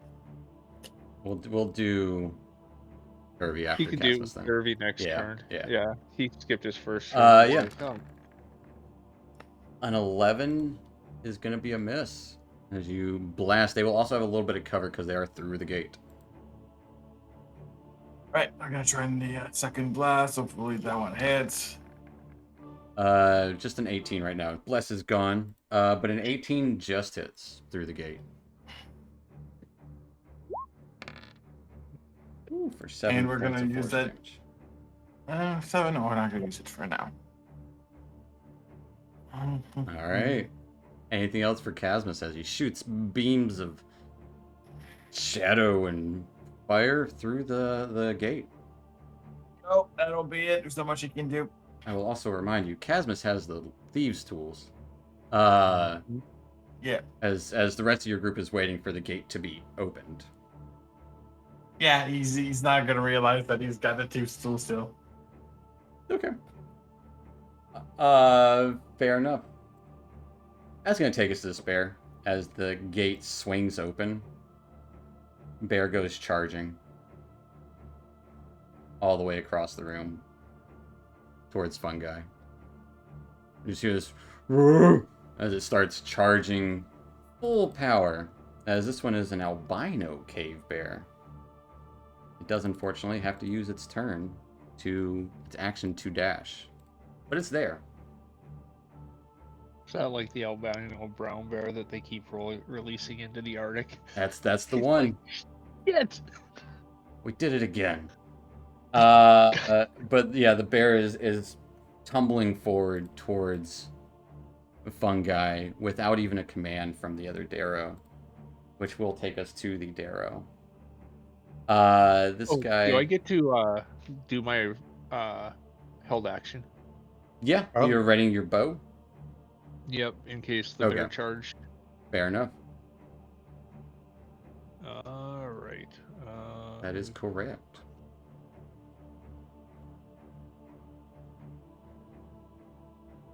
Man, why do I keep losing longbow? There you are.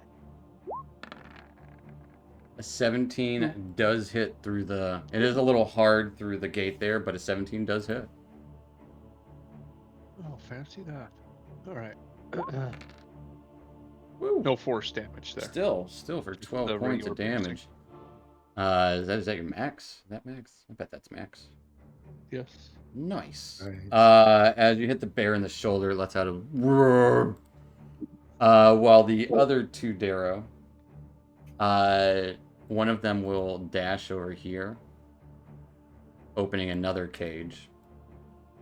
And the one who was doing most of the talking is going to shoot at Fungi. His crossbow. Getting a nat 1 on his first attack as he just kind of shoots the tip of his boot as he's kind of starting to hit the reloader. See him worried that he might have hit a toe, but he doesn't know. We'll find out later. But then he will release a second shot. Also getting a nat 1. Oh, come on. He accidentally shoots the lock on the gate, opening it. I'm not gonna give you that, but Damn. he I had to is try. he is going. You would hear a twang, and as the mechanism for his loader kind of jams up, like looks up, and he's going to dive into this tent here, which is going to take us to bear number 2, as it also charges. Yeah, it can move that whole thing as the gate swings open towards Fungi. Well, that one doesn't look as nice. Just barreling towards you. And the other one is actually going to try to break out. That bear's stuck in the cage for now. We'll take us to Rincewind, back at the top of the round. Gate's still there. Yeah. Chasmus, I don't know. Maybe take a second with that lock. But man, I don't know. I guess Yep. fun guy. I don't even know.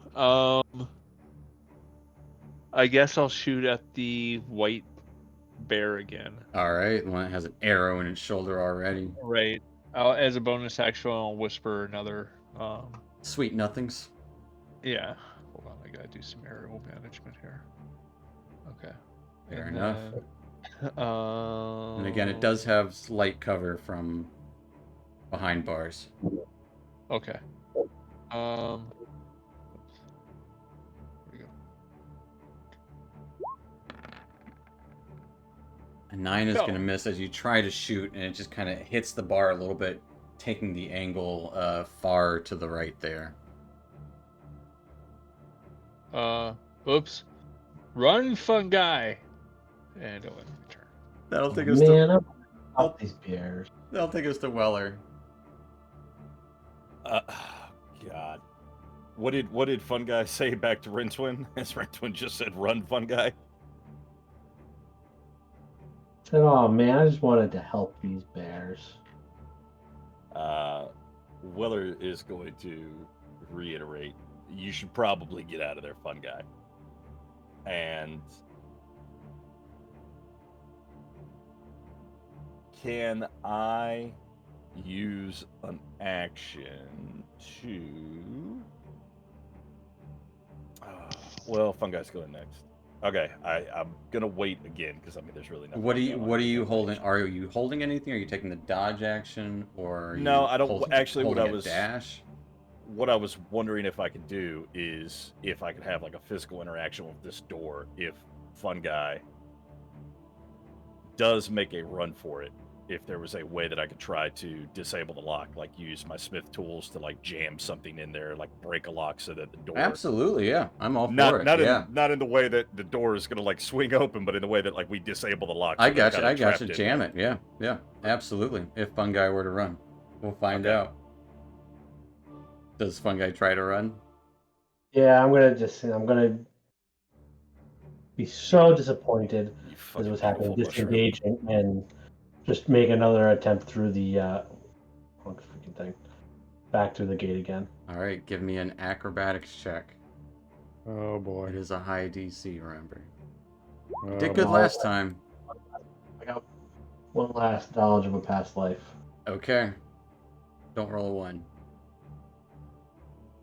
Needed 2 to get it. Did you? Oh, you jinxed him. As Fun Obviously, Guy, you remember getting stuck in small spaces from some time ago, and it's like maybe like someone was like tickling your feet or something when you were playing a game as a kid.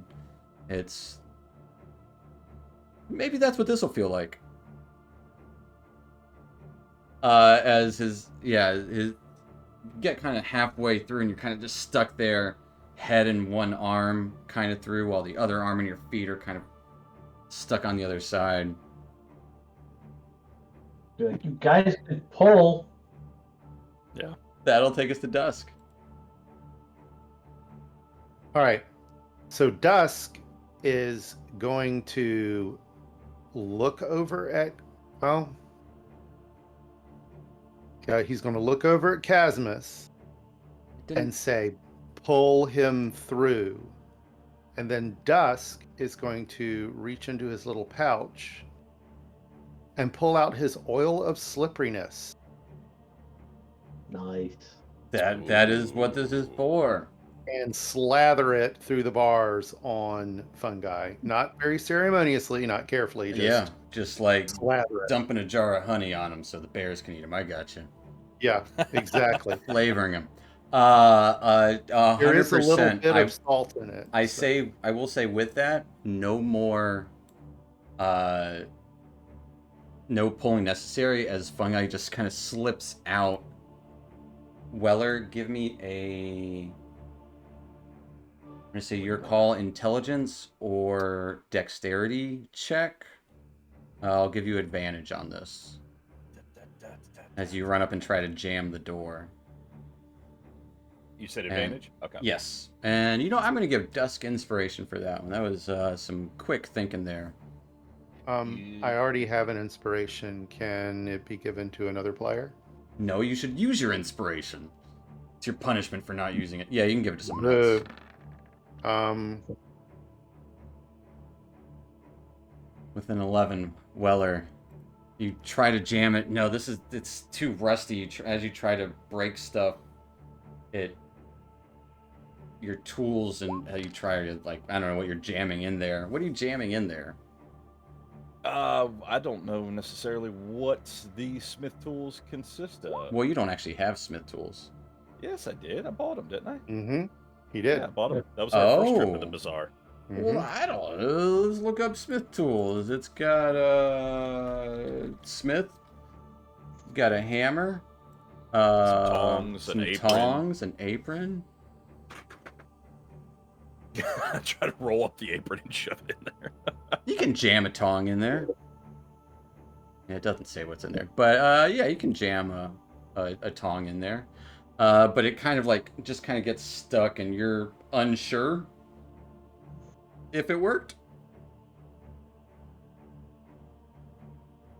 I take it, let's back out of here and then find out. Yep, that's a good play. And I let the die decide, so the inspiration goes to Weller. Fair enough. Don't we want to turn those bears against their captors? Try.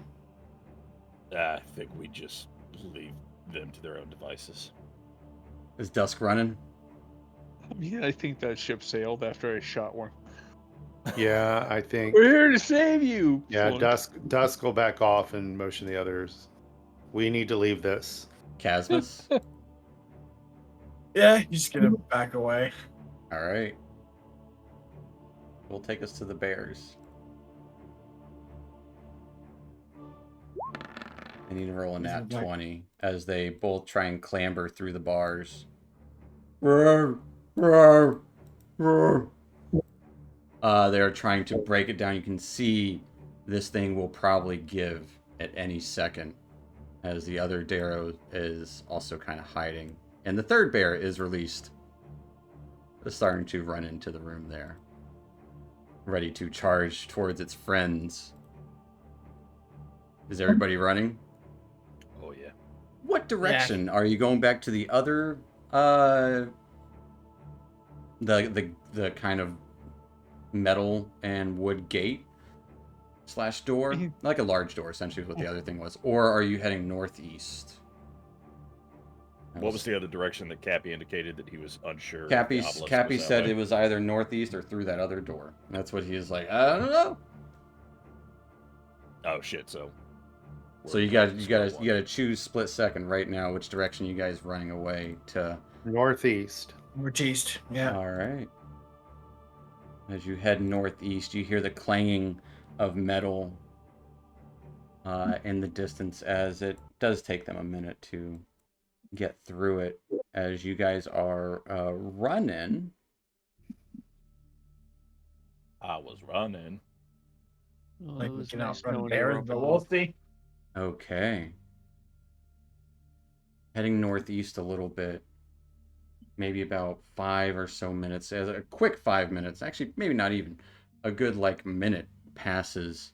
You can see the cave turns to straight eastward, as there would be some cracks to your left and to your right, one going north and one going south. This similar kind of crack filled with fungus and low lit within, that you would have to be small or smaller to fit.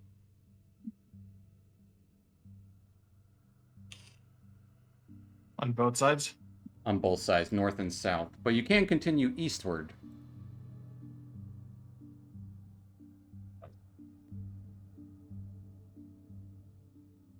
Those bears. Do we have enough mushroom for everyone to go small?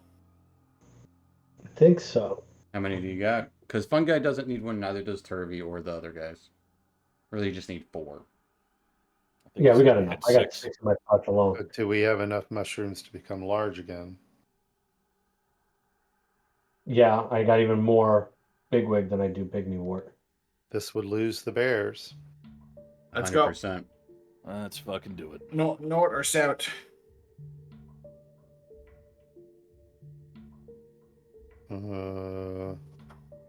North. Say north. Let's Oh, go. no. All right. As you all get small and squeeze into the space up ahead, traversing I'm this saying- this narrow thing, it is kind of filled with cobwebs in here, and you come to a fork in the road, or in this narrow crevice that you guys are sneaking into, maybe about 50 yards down it.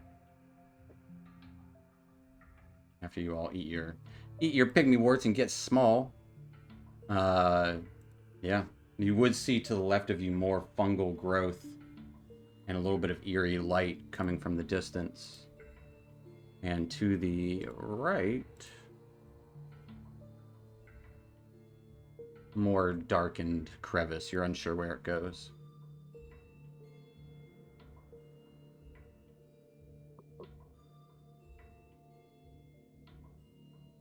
You would hear pounding behind you in the actual larger cavern, as probably the bear is charging through the tunnels. But yeah, this narrow passage, 2 different directions again. You got one that looks like it heads kind of in a northwesternish direction. The other has a northeastern direction. Northwest looks to have a larger patch of mushrooms within. Northeast just has sporadic bits of mushrooms and probably more cobwebs. We're better off continuing northeast, avoiding mushrooms if we're small. You said one of the Northwest was the directions. mushrooms. One of the directions has a faint light. Yeah, from the northwest.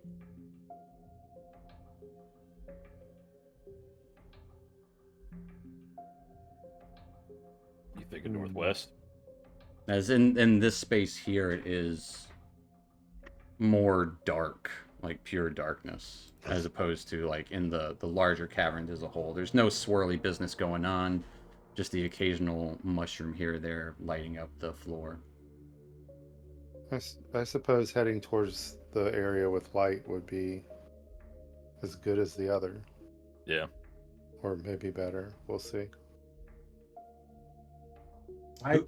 Who is leading the Darkness. way? I think Dutch was in the front. No, he's the one that backed away the first. Dusk will try to be in the middle of the group in this situation so That's that fair. Dawn can help as many people as possible. I would prefer to hang back a little bit like I've done before, just so that if we have to make stealth checks, I'm not immediately revealing everyone. I feel like if I'm in the lead, that's a opportunity. Fungi can so as long as I still have my dark vision, fungi can stay in the front. I'm just so annoyed about how- the How long others. does dark vision last? Is it just 8 hours. Is it 8 hours? 8 hours. Nice. I think in the new update it's 24 hours, maybe. I could be wrong. Damn. But fair enough. Heading into the space up here, you can see it looks like it starts to open into a larger, mustier cavern. There's actually this kind of mist about and tons of different kinds of mushrooms. How do you approach it? See pinks, blues, greens. It's odd reddish, orange colored mushrooms, swirls all about. One guy, any danger should avoid. I'm starting investigating what the mushrooms are around me if I recognize any of the. And we need to be mindful of last time we were in a similar place, we got ambushed by insects. So let's keep an eye out for that. I would say it's more sparse than that. And fungi, as you kind of look around, give me a nature check. trying to look at these mushrooms. It's not quite as packed, and you're uncertain what any of these mushrooms are. It's weird. Weird business.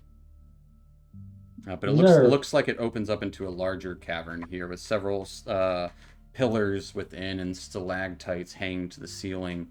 And there's this just kind of low mist, kind of fog within, exuding around the whole place.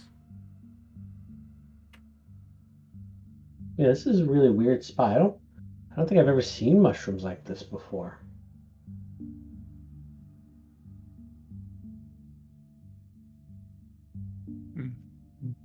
Well, I wonder if there's Just- a spot maybe it's too spread out. Give them a wide berth if possible Yeah. and move forward. All right. Heading into this space here. Rincewind, with your super duper keen perception, you see something very small move amongst here. In fact, you would actually see littered with bodies, skeletons, some still like have flesh on them, this fungus growing over all of them. Corpses of animals, humanoids, monstrous creatures scattered throughout here. But you would notice something very tiny flitting across this area on the other side of the cave. I'd say on the north side of this cave, as you start to enter the space. so I tracked a small creature coming around the north side of the cave as we're Yep. entering the space. Very small, like probably the size of like a mouse or smaller. maybe a little bit bigger than a mouse. Okay. You would have I don't know if noticed a that's little bit of would- shimmer on it as well. Not shimmer as like magic shimmer, more of just like a sheen to part of it. Hmm. Okay. I guess I'll continue to try to track it, but I don't know if it, you know, I guess I'll point it out to whoever's next to me, but I'm not gonna blurt out like, "Ooh, look at that." There goes a cat. You guys are still in the rat. entrance to this cave here. Like, I don't know if you're going into it or what. And I mean, it's full of bones. It looks like a larder. So And there's this bluish moss covering most of the ground here. It looks to be covering most of the bodies and just spreading throughout. You can see as you get a little closer into the space here. At the other side, the southwest side of this cave here, there is a 20-foot high cliff where you see two braziers burning. Oh. And you can actually even see, say, Rincewind and Fungi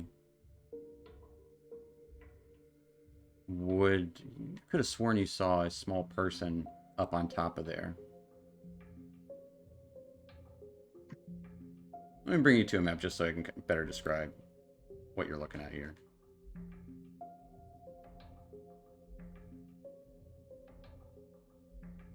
And the cliff is up here.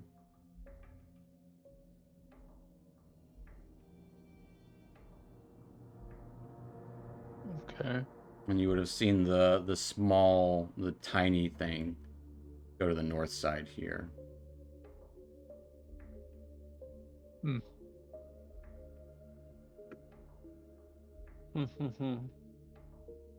Each of your individual views looks so cool, but when you combine them all together, the place looks pretty lit up. But yeah, there's this low mist in here, and there's... Yeah. Well, shall we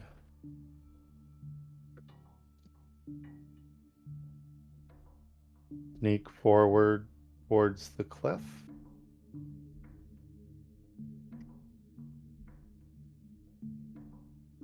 Does the blue moss react to Dawn's light at all?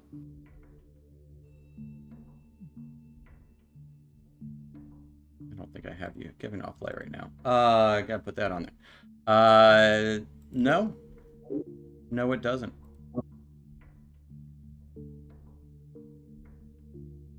Oddly enough. And it's not like the yellow moss or the green moss and the yellow fungus, whatever they're green slime, yellow mold. That's what they are. But no, it doesn't seem to react. And if anything, kind of as you step on it a little bit, it seems to just kind of this moisture seems to pull out of it, or like squelch out of it, as you can see what looks to be blood squelch out of the sides. Don't like that one bit.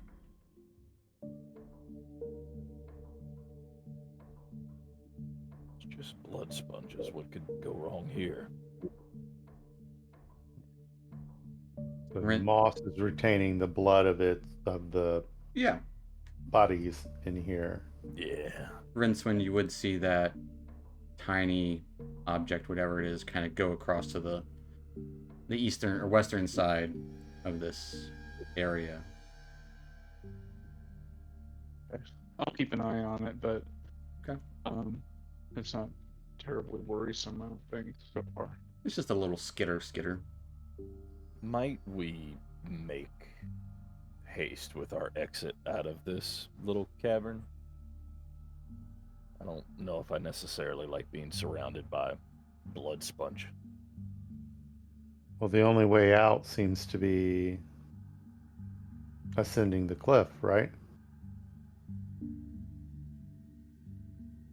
Or if you backtrack. Yeah, and this is where like the two braziers are up top, shining light, more brighter light on the area. So, towards the braziers then?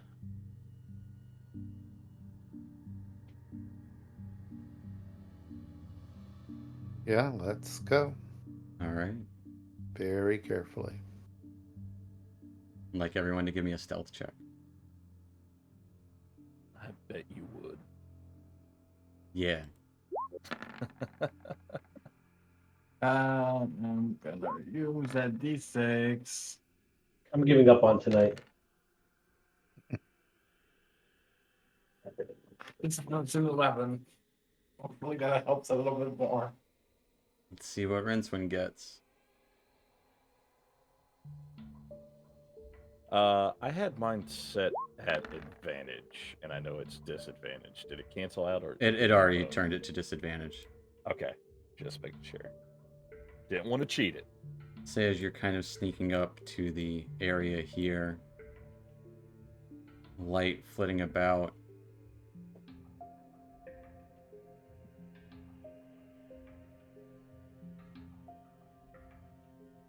Fungi and Chasmus.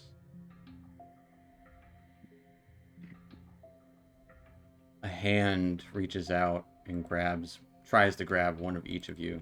The hand's attached to a body, as you would hear "Ugh," as a moss-covered zombie tries to squeeze onto each of you. Aw.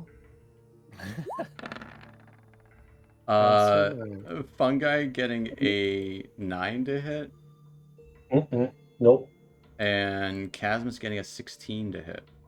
It hits. Chasmus, you take 7 points of bludgeoning damage as it squeezes onto your leg there, and you can see this full-fledged zombie stand up, and as it does, several other corpses start to move and stand up as well. One of them a lumbering ogre-like creature. And we're gonna roll initiative.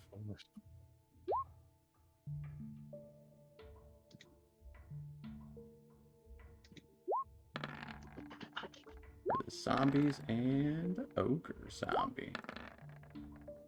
Ogre zombie did pretty good. Ogre zombies suck. Ogre zombie? Oh, for God. Yeah, That they sounds- suck. That sounds terrible. It really fucking does. Bye, good initiative. It was nice for one round. As Dusk is getting the 1 buff, so Dusk, we can even add that to your Ooh, initiative there too. thank you. As he has 111 initiative. 111. Shh. Thanks Patchworks for more all the buffs. Thanks, Patch. As yeah, you guys all react. Well, Fungi reacts much quicker than anyone else, as this zombie right next to you, in between you guys, lurches up to grab a hold of you. Just barely dodge out of the way. Fungi, what are you doing? Start a shillelagh and whack right in the face. All right. Give me that shillelagh whack. Yes, that will absolutely hit this very slow-moving zombie. Bring it down there. As you deal 12 points of bludgeoning damage to it, just kind of whacking in little bits of mold and body just kind of slough off of its rotten body. I don't need this right now because I hit him, and that's it for my turn. Gonna take us to the big ogre. They're just and I can kind of get to like the front of you guys. We'll get right there. As it just motions over, wielding looks like a stump of a spiky sort of mushroom. And it's gonna try to slam into Fungi. Getting a 25 to hit. Yeah, that'll hit. As Fungi, you take 11 points of bludgeoning damage as it just kind of slams into you. Oh, can I activate my? Can I hit him with my polearm opportunity? Absolutely. Thank you for remembering, Turvey. 20 will hit it. 15 points of bludgeoning damage. Jesus Christ. Yeah.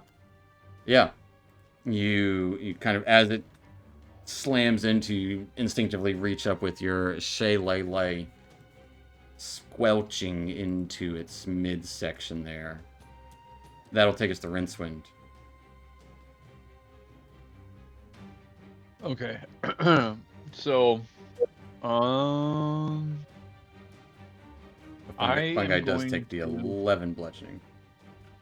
Yeah, I still had my 16 temp from 4. Oh, nice. Last time I did symbiotic, I never got hit at any point. Okay, I'm going to cast Zephyr Strike. As Okay. I just kind of like dash away over this way, and ooh, that's concentration. I'm gonna end my turn right there. I All think. right. Zephyr Strike's a bonus action, right? Yeah. You can take I the have an dodge action, You can but- take the dodge action if you want. Okay. Yeah, I'll take the dodge action for It's now. better safe than sorry. Right. Which will take us to Dusk. All right. Who does have the one buff. Dusk is going to think at dawn. All right, this is what you're for, and he's going to slash at that one. All right.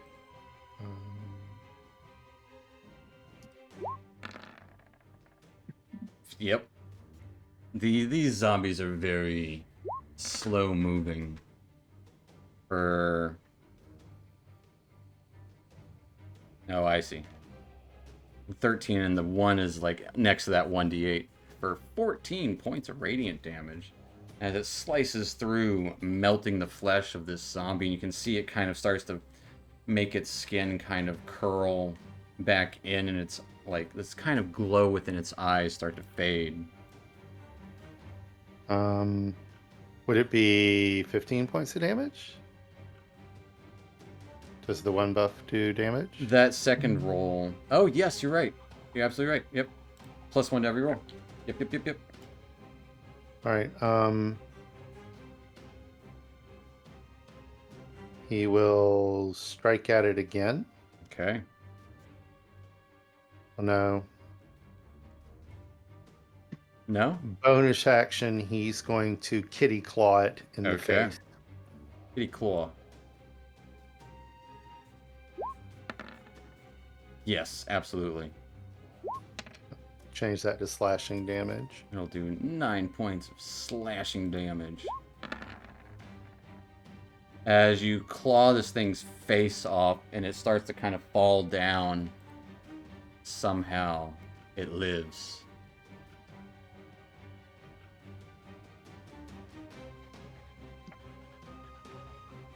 Um, 10 Well, in slashing. that- Yes. well, in that case, hit it with Dawn again. Still alive with this unnatural energy. Slashing out with Dawn again. 25 hits. For a bunch of radiant damage as it kind of starts lumbering towards you some more. Slashing with Dawn once more. You just cut this creature right in two as it just disintegrates. Sparkles into the air for a moment there. And then move. Mm.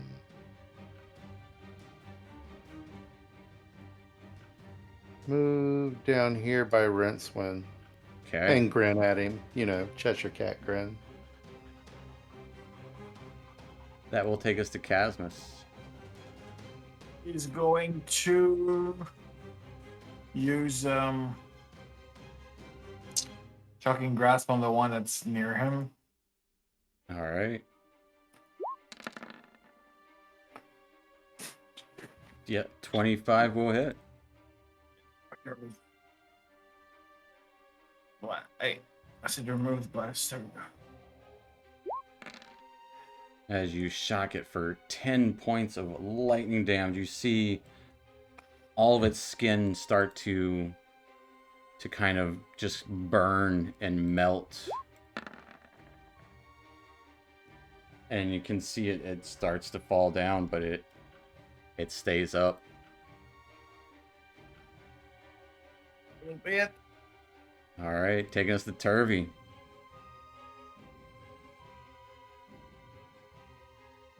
All right. Let's see. Turvy is gonna be like, "Oh, shit! Everything's dead in here." And then he's going to he'll shoot at that giant ogre that's right next to One guy, yeah. one guy. Absolutely hits. Awesome sauce.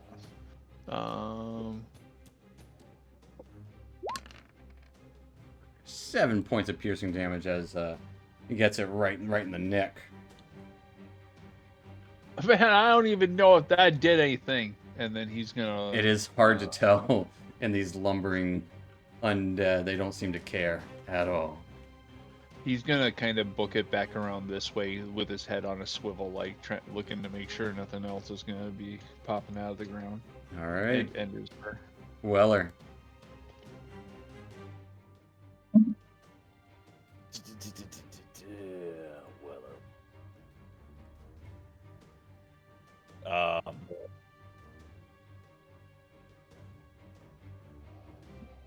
I am. Let me see where I'm. Whoops. Thank you. Okay. I am. I'm gonna go say hello to this gentleman. This fine All gentleman right. right here. Say hello. How do you do? Yeah. Exactly. A little hello. How do you do? With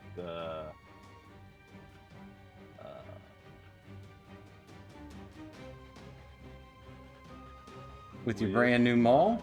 Yeah, I guess my brand new maul. Just running through. I got a lot of weapons. I was running through all of them. Brand new maul. Give it a shot. A 15 absolutely hits. I'm also going to. Damn it! You know what? I don't. Yeah, I know you don't. I I have- do. I have no I'm idea. gonna hold on to it. I was gonna menacing attack, but I wanna. You know what? I'll do it. I'll menacing attack. All We right. haven't had a short rest, so I think that's my last one. But let's do superiority.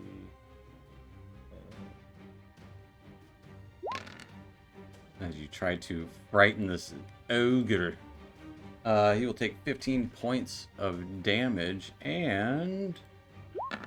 I know, +2 from that. He is not frightened. Oddly enough, zombies aren't immune though. Why can I never frighten anything? I I don't think I've frightened anything yet. At least it's not immune. At the very least, you're doing extra damage, so it's never a bad thing. Yeah, for sure. All right, I'm gonna take another extra. I'm gonna do an extra attack on him. All right. Kind of swinging heavy into this ogre. Just the smell of rot. 21 absolutely hits for 16 points of bludgeoning damage. Hammering into it as you smash down onto its leg. It kind of stumbles for a second, just on like a little bit of a nub now. That will be it for me. Nice. That's going to take us to the zombies. As the regular zombies lumber forward. Just this. As one of them has to actually dash to get there. Actually, a bunch of them do. Trying to fill up the space here. That all? That's all of them. One of them gets an attack on Casmus. Zombieing itself. Trying to slam into Casmus, getting a 15 to hit.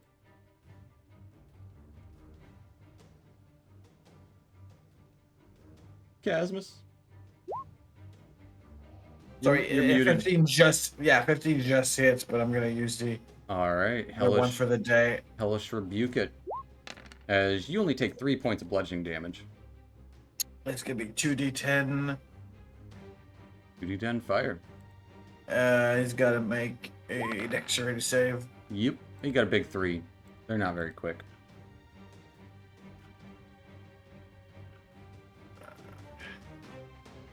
Two d10. As it takes 11 points of fire damage. They did the other one. That was this one here, taking the 11 fire. This one will. It was on fungi at the start. That would be. Yeah. You know what? I'll roll for it.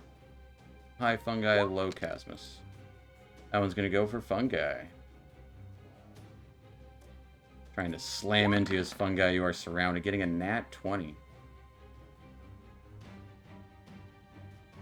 Which will hit. Nothing you can do about that. But you only take 6 points of bludgeoning damage.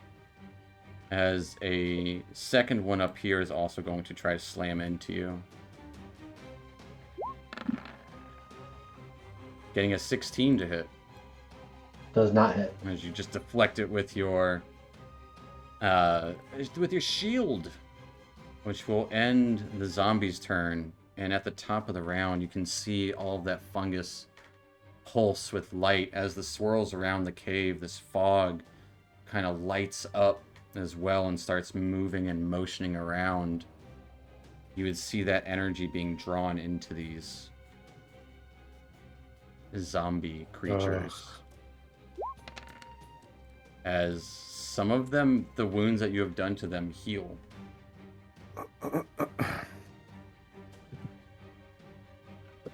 This unnatural unlife is given more unlife. Which will take us to fungi, top of the round. I'm just gonna make a pair of attacks on the big guy in front of me again. Alright.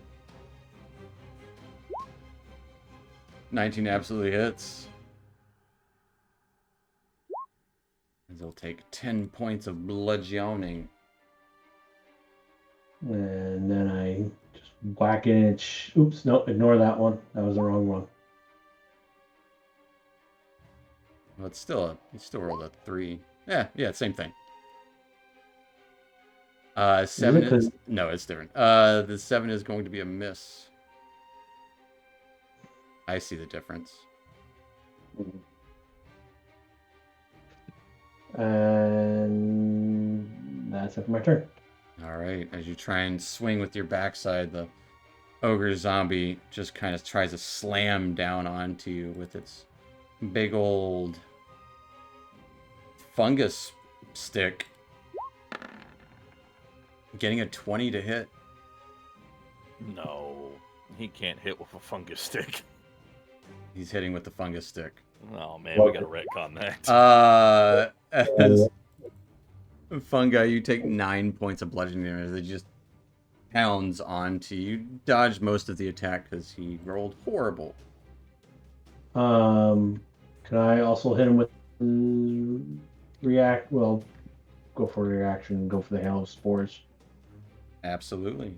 For the necrotic damage? Yeah, necrotic needs to beat a 16 Constitution. Oddly enough, in this space here, the necrotic doesn't seem to affect them. Fun. As they seem still the same slowness as normal zombies, but they seem to be imbued with more unnatural power. That'll take us to Rincewind. Rincewind is going to bear down on the giant ogre zombie Okay. and take his Zephyr Strike shot, but he's also going to charge it up with a little force as well. A little And warping energy. do it with the longbow. Yes. That will do it.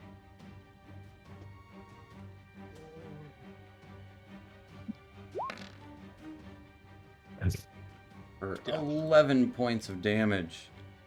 As you see that kind of whirling around the area where you shoot it. And you can see this ogre actually does seem to... It's not doing too great. And then I am going to move over by Turvy and say concentrate your fire on the big guy, and then I'm gonna look back at Dusk and waggle my eyebrows at the face that he made at me last time. Alright, the Cheshire Cat. Yeah. That'll take us to Dusk. All right. Dusk will pretend he didn't see Rincewind's wiggle, and he will move up to here, and he will attack the big guy with Dawn. Attacking the big old guy. Yes. Ooh, dealing an extra 8 damage. 25 will for sure hit. Because of the 1 buff for 21 points of damage total. 22 points of damage total. As it nearly looks to end this ogre, as it's just kind of dripping with this blood and that little bit of dark energy fading within it. It is on... Well, Undeath Store? I don't know. Life Store? No, that's not right. Redeath Store. There you go. And then he will take another swing. 17 will hit it. For 18 points of radiant damage as this light imbues into this large ogre. It bursts out, because you know how much I love exploding enemies. I do need everyone within 5 feet of it to give me a dexterity save. Dexterity save. Not cat, just within 5 feet of the ogre zombie. Okay. Okay. Not so, Casmus, yeah, not that- Rincewind, not Turvy. You know what? I will use my inspiration. All right. See if this is I waste it.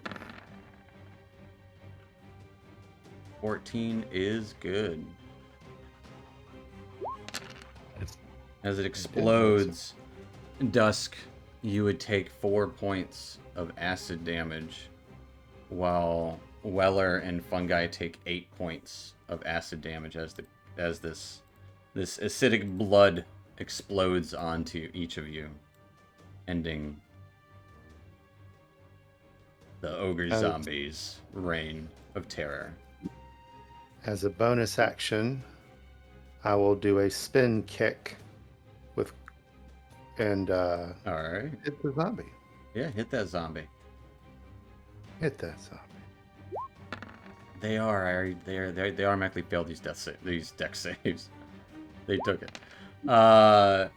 As just kind of whacking this zombie, it'll take 10 points of damage. Then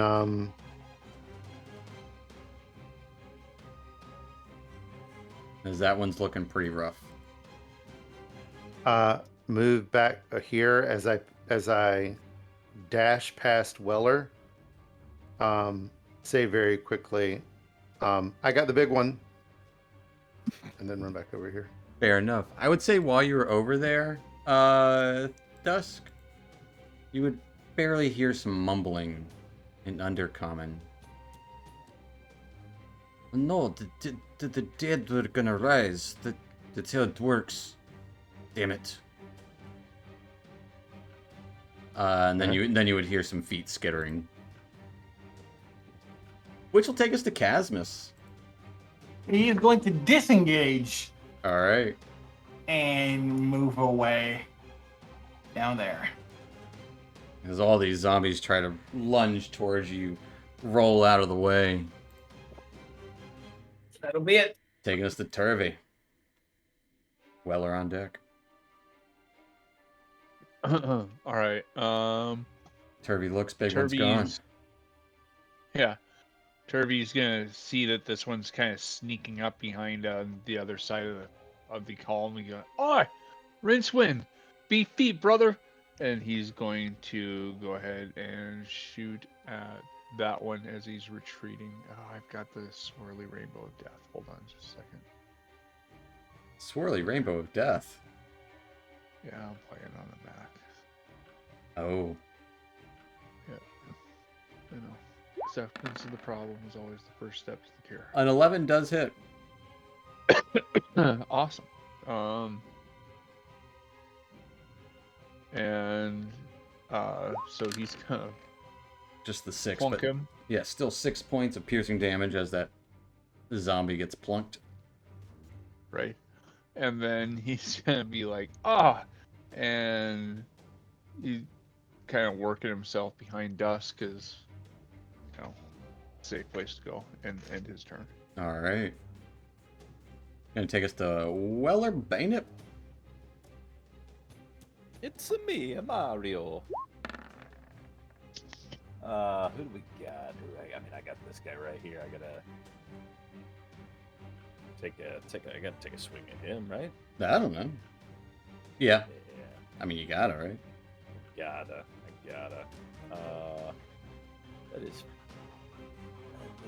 Yep, fun guy that's in there. He's just a little guy. They're in the downstairs mix-up, so I don't really want to fairy fire that whole group. Yeah, just take a swing at this guy. Alright. Let's do the dag-on thing. These guys seem pretty easy to hit. 19 will definitely hit him. Hey, you can reroll both those. Yes. Yeah, for 14 points of bludgeoning damage, as you seem to knock its head right off as it goes rolling across the way there. It does not get back up from that. Fantastico. Let's go over one, and I'll take a swing on that gentleman there with an extra attack. Absolutely. That one was the one that was shocked previously, I believe. Getting a nat 1. As you go to raise up, you kind of slip on some of this moss here and just slides you forward, slamming into the ground. Anything else for the Weller? Where am I at? You're in the shit. I'm in the shit, man, and I'm there with a group of zombies. Let me go ahead and bonus action second wind. Okay. Get you some hit points back. Yeah, looking a little gnarly. Hey, 12 hit points. Stand your ground there. A little less gnarly. Yeah, I'll stand there. Gonna take us to the zombies. As one of them approaches Rincewind and tries to tackle him. Getting a 12 to hit. That's a miss. This one here. Actually, and the one that. Oh, because you missed it.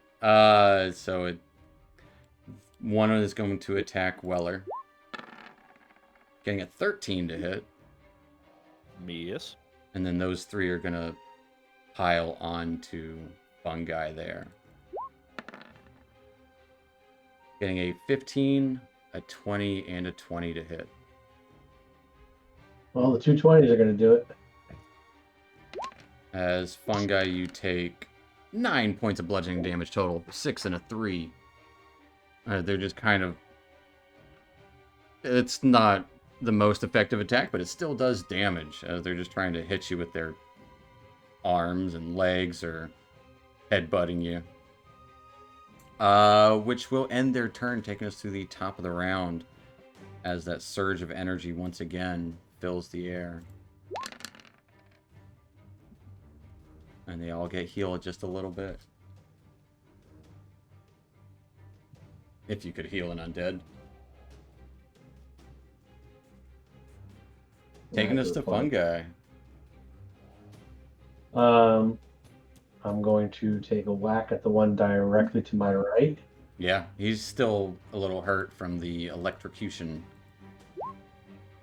18 hits. Ooh, for 15 points of damage. As it nearly... You can see it's like... Its tummy's rumbling as you kind of poke into it, and it looks like it's about to burst. And it kind of... It's still up, but just barely.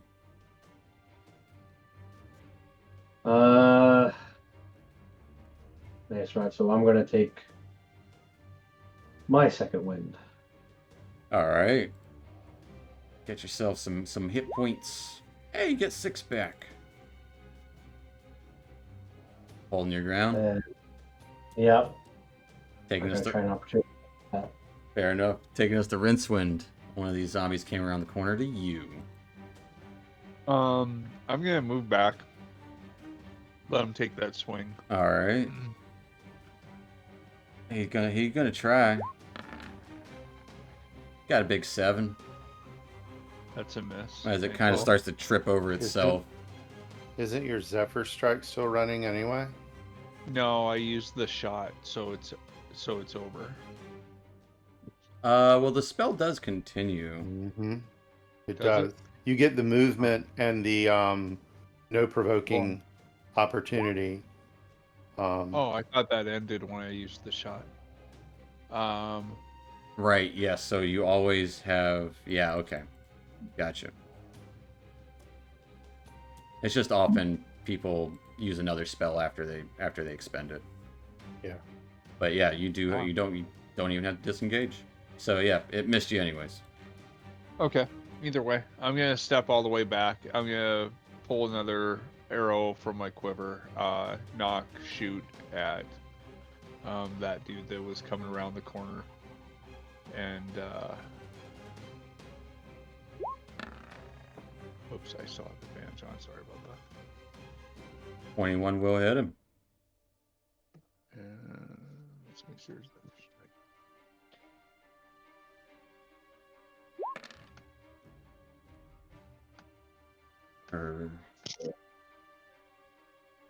All right, as you knock into him, he gets hurt more than he had pretty much just been healed.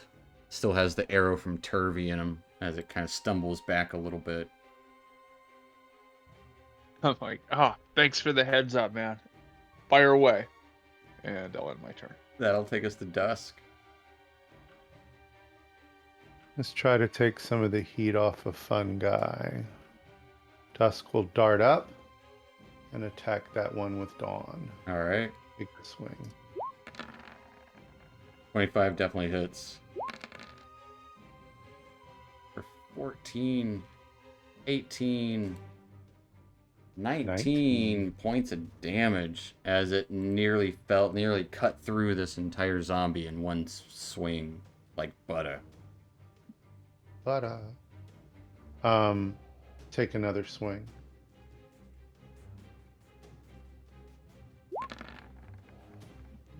$14 also hits.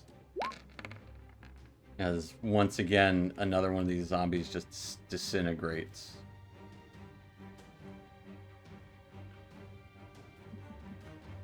Anything else for Dusk? Um,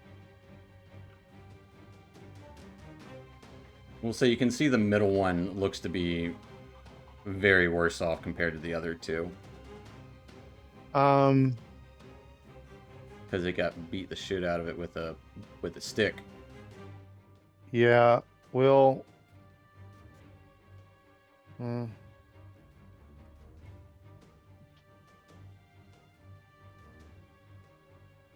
drawing a blank. I can use my bonus action strike on one of those, can I? Yeah. Yeah, that's right. He'll step up. Yeah, the one that looks the worst for wear. He'll kick it. All right.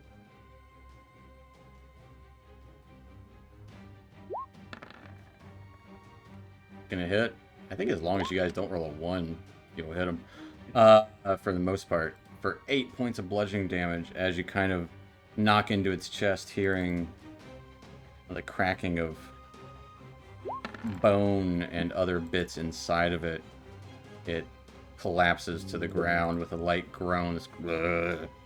Just collapses. Bits. And then move back. All next to right. Casmus, and he'll look at Casmus and say, "Don't miss." Yes, okay, I'll try. That will take us to surprise guest number 1. Of course. It's gonna go to, oddly enough, Dusk. As something tries to jump up and grab you, getting a 15 to hit. Dance away. As a small gnomish-sized hand is trying to grab at you, but I found the hand. it sucks, because it's just a hand. And then it looks to try to skitter up the wall, but it can't climb very well because it's just a hand. Taking us to Casmus. Casper's gonna try to attack the one right by Weller with the first beam. All right. 19's gonna hit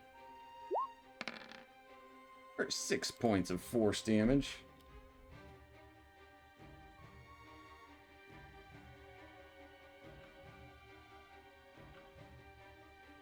Where's that second beam going? To the same one. All right.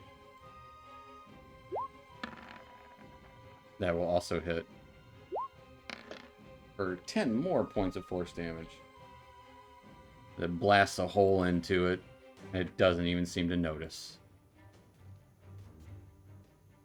Anything else for Kaz? You can tell Dust. It might be that hand that we're asked to fetch. It could be someone else's hand.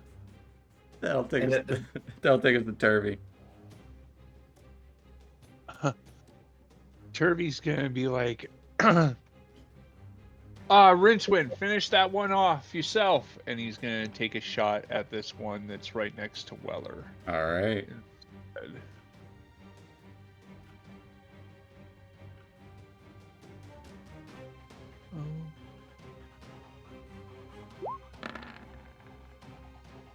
12 hits. Yay. They're just zombies. For 6 points of damage as he shoots it right in the skull, as it just plops right down right next to Weller. And Turvey will be like, "Woohoo!" And then he'll scoot over this way, All right. trying to shut off the avenue for the hand. And you can see the hand is just like clambering up the cliff and just took a random swipe at Dusk. And that'll take us to Weller. Can I look over and see if that hand has an obsidian ring on it? An onyx ring? What was it? It was. I know it was a ring. It does look like it has an onyx ring on it. I think that is the hand. And I'm gonna move up towards this guy. All right. Just take a glance back. Yep, maybe. Hammer time. Hammer time. 22 gonna hit.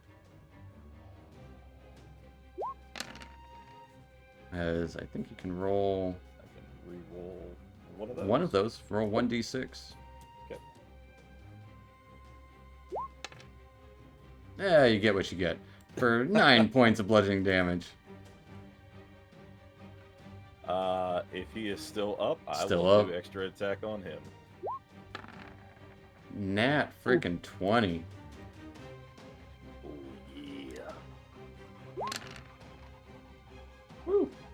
For 19 points of damage, as from skull to crotch to feet, you just smash this thing into oblivion. I was gonna say I can re-roll that too if I need to. You absolutely can, if you'd like to see how much more damage you can do. If I smash, well, you know what? Why not? What is it? 1d6? Yeah, Might as well. gets a 1. Yes. You did 1 more damage. One more damage. As it is just splattered bits of gore and debris everywhere.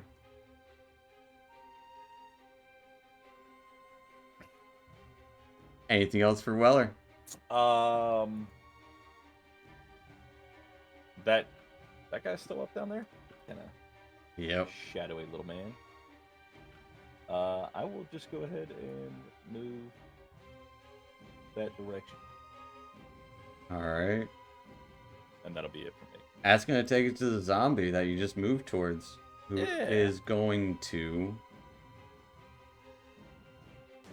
slam into you. Or attempt to, getting an 8. Not gonna do it. At the start of the initiative,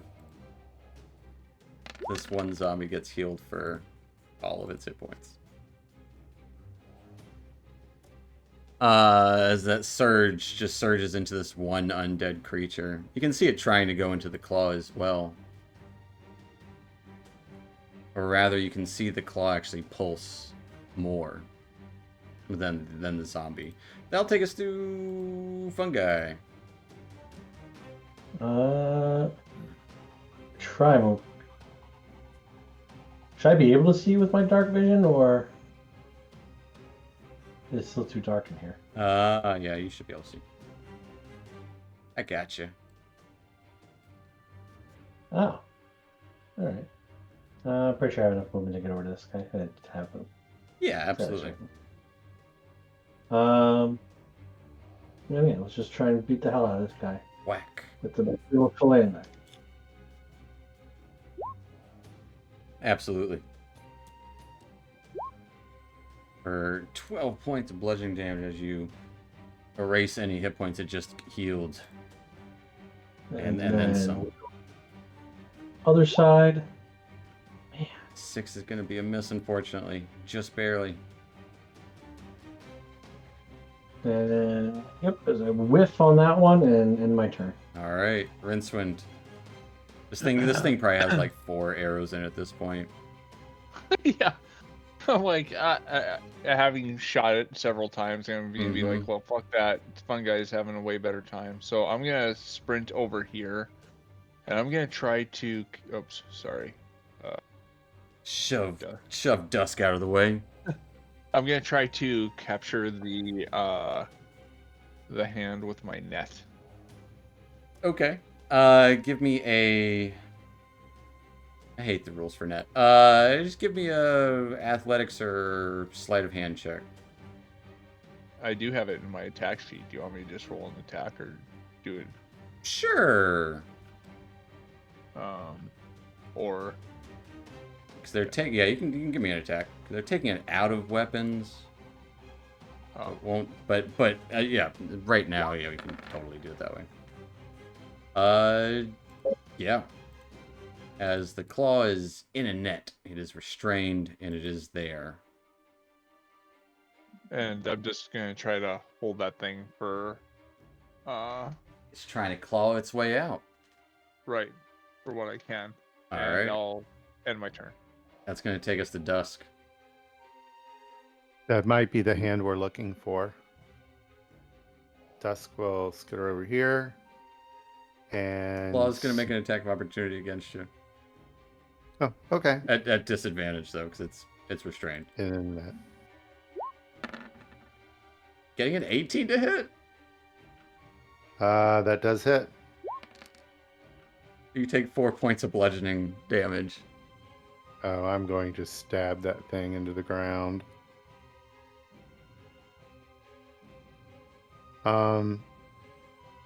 After it bashes into you slightly, are you going back for it? No, just snarl back at it Okay. and head over to the zombie and smash it. Well, Yeah, stab it. I gotcha. Saber it. Smash it with light. That definitely sabers it. As this zombie also kind of disintegrates. Now head back and judo chop it. Okay. Just a judo chop? Damn. 1 buff. A 12 hits. Oh, that's awesome. As you judo chop it, you hear the bones breaking in this hand as that light that had been radiating throughout here radiates through it and it dissipates. And with all of the bodies around here dying, that pulsing also dies down.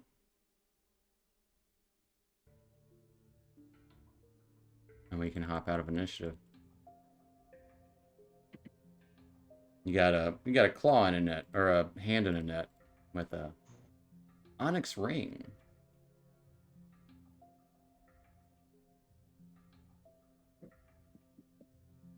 You can hear the little bit of fire blazing from the braziers above, and there's so many bodies in here.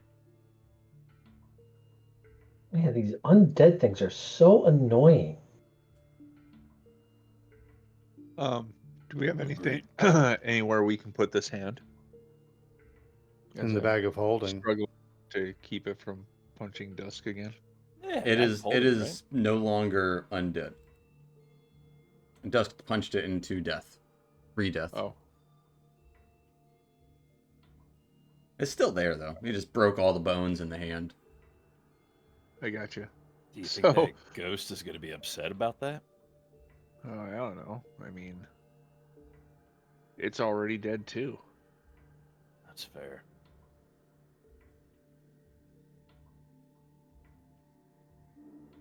Dusk will crack his neck. You know, the old. And he's gonna.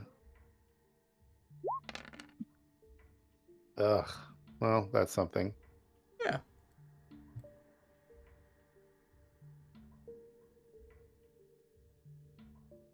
You heal other people better. It's more fun striking them. It's always more fun with someone else. Yeah, you have a gnomish hand with an obsidian ring on it, and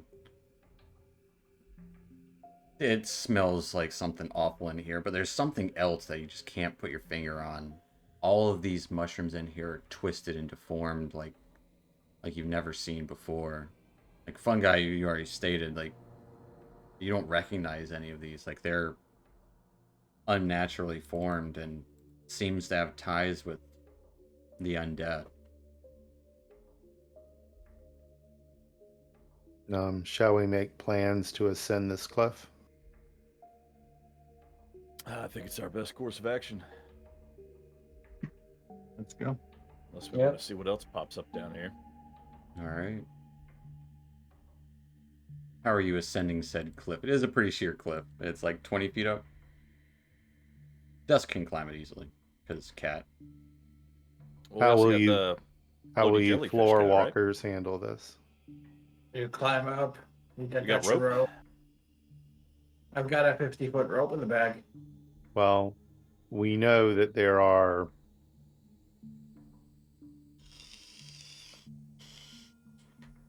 possible cultists right at the top of this.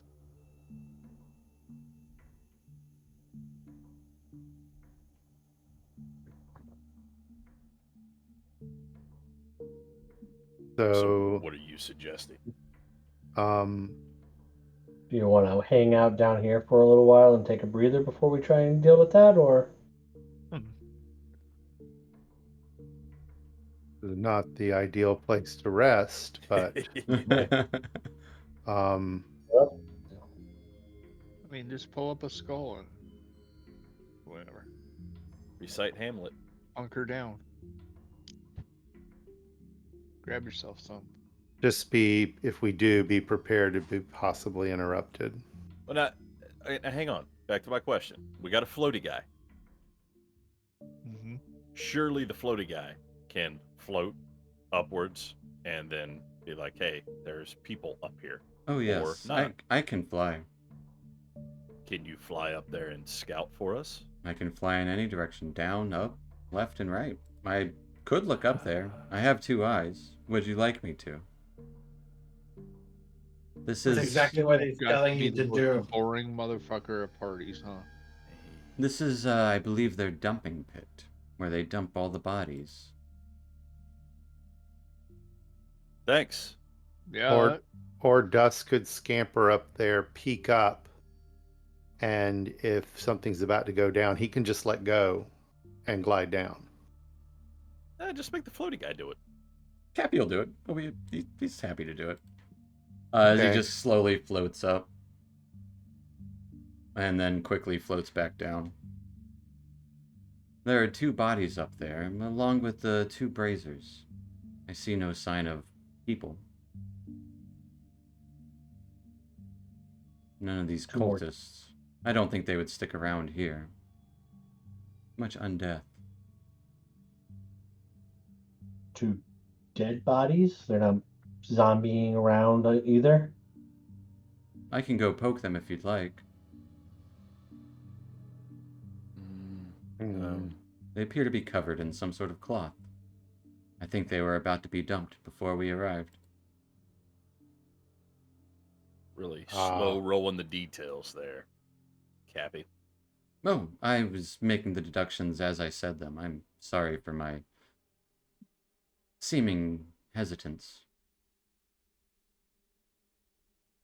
So Ascension, Ascension. let's do it. Cool.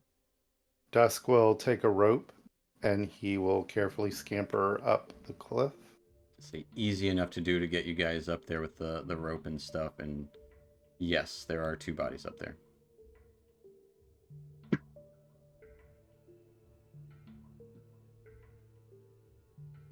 And 2 braziers, as you get a good view of what's down below. It's not a fun place in here. Not a good sight. It's just an enormous pit, reeking of death, decomposed flesh. The glow in here is more than you've seen anywhere else. Ironic that the most amount of light we've seen is because of death. Dusk will very carefully peek around the corner. Down in the distance, there are little bits of that Fair's light and mushroom light giving off in the hallway or tunnel beyond. And you can see a gate of stone, like half-broken gate of stone and steel. Or, yeah, stone and steel. And wood. As wooden, steel, whatever I told you guys last time. It looks like the other side of the gate that you guys didn't go towards. Ah, So we just took the fun detour. Yes. yeah. You saw some bears along the way. You went to the zoo. Yeah. To Fun Guy's earlier point, short rested up. Now that we're on the top of the cliff, defensible position, gate at the end of the tunnel. Sounds good to me. Doesn't seem like these bodies are. Maybe they won't reanimate unless they're down in the pit, since that's the dumping ground. I did hear a voice up here. Well, maybe. Was it like one of these voices or one of these voices? It spoke Undercommon.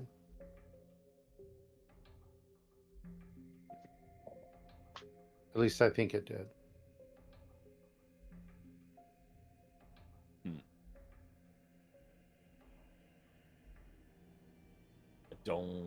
I used detect magic earlier, didn't I? Not in this space. It was, can't remember where at. But I don't think it was in this space. Well, I think we were approaching the gate. Yeah, that's No. what it was. Yeah. We should rest and then move on from here. This is a horrible place. Yeah. I think from here, I might be able to figure out where the obelisk is, or at least help guide you to the best of my ability. I am sorry the details here are fuzzy, because things change. I haven't seen the space from down below, so I couldn't have seen what it was before.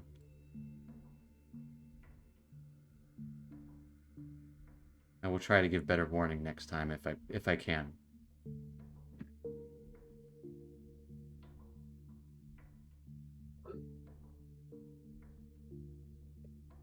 And Rumpadump and Stool are very visibly uncomfortable, both of them in this space. They're just quiet, don't want to talk.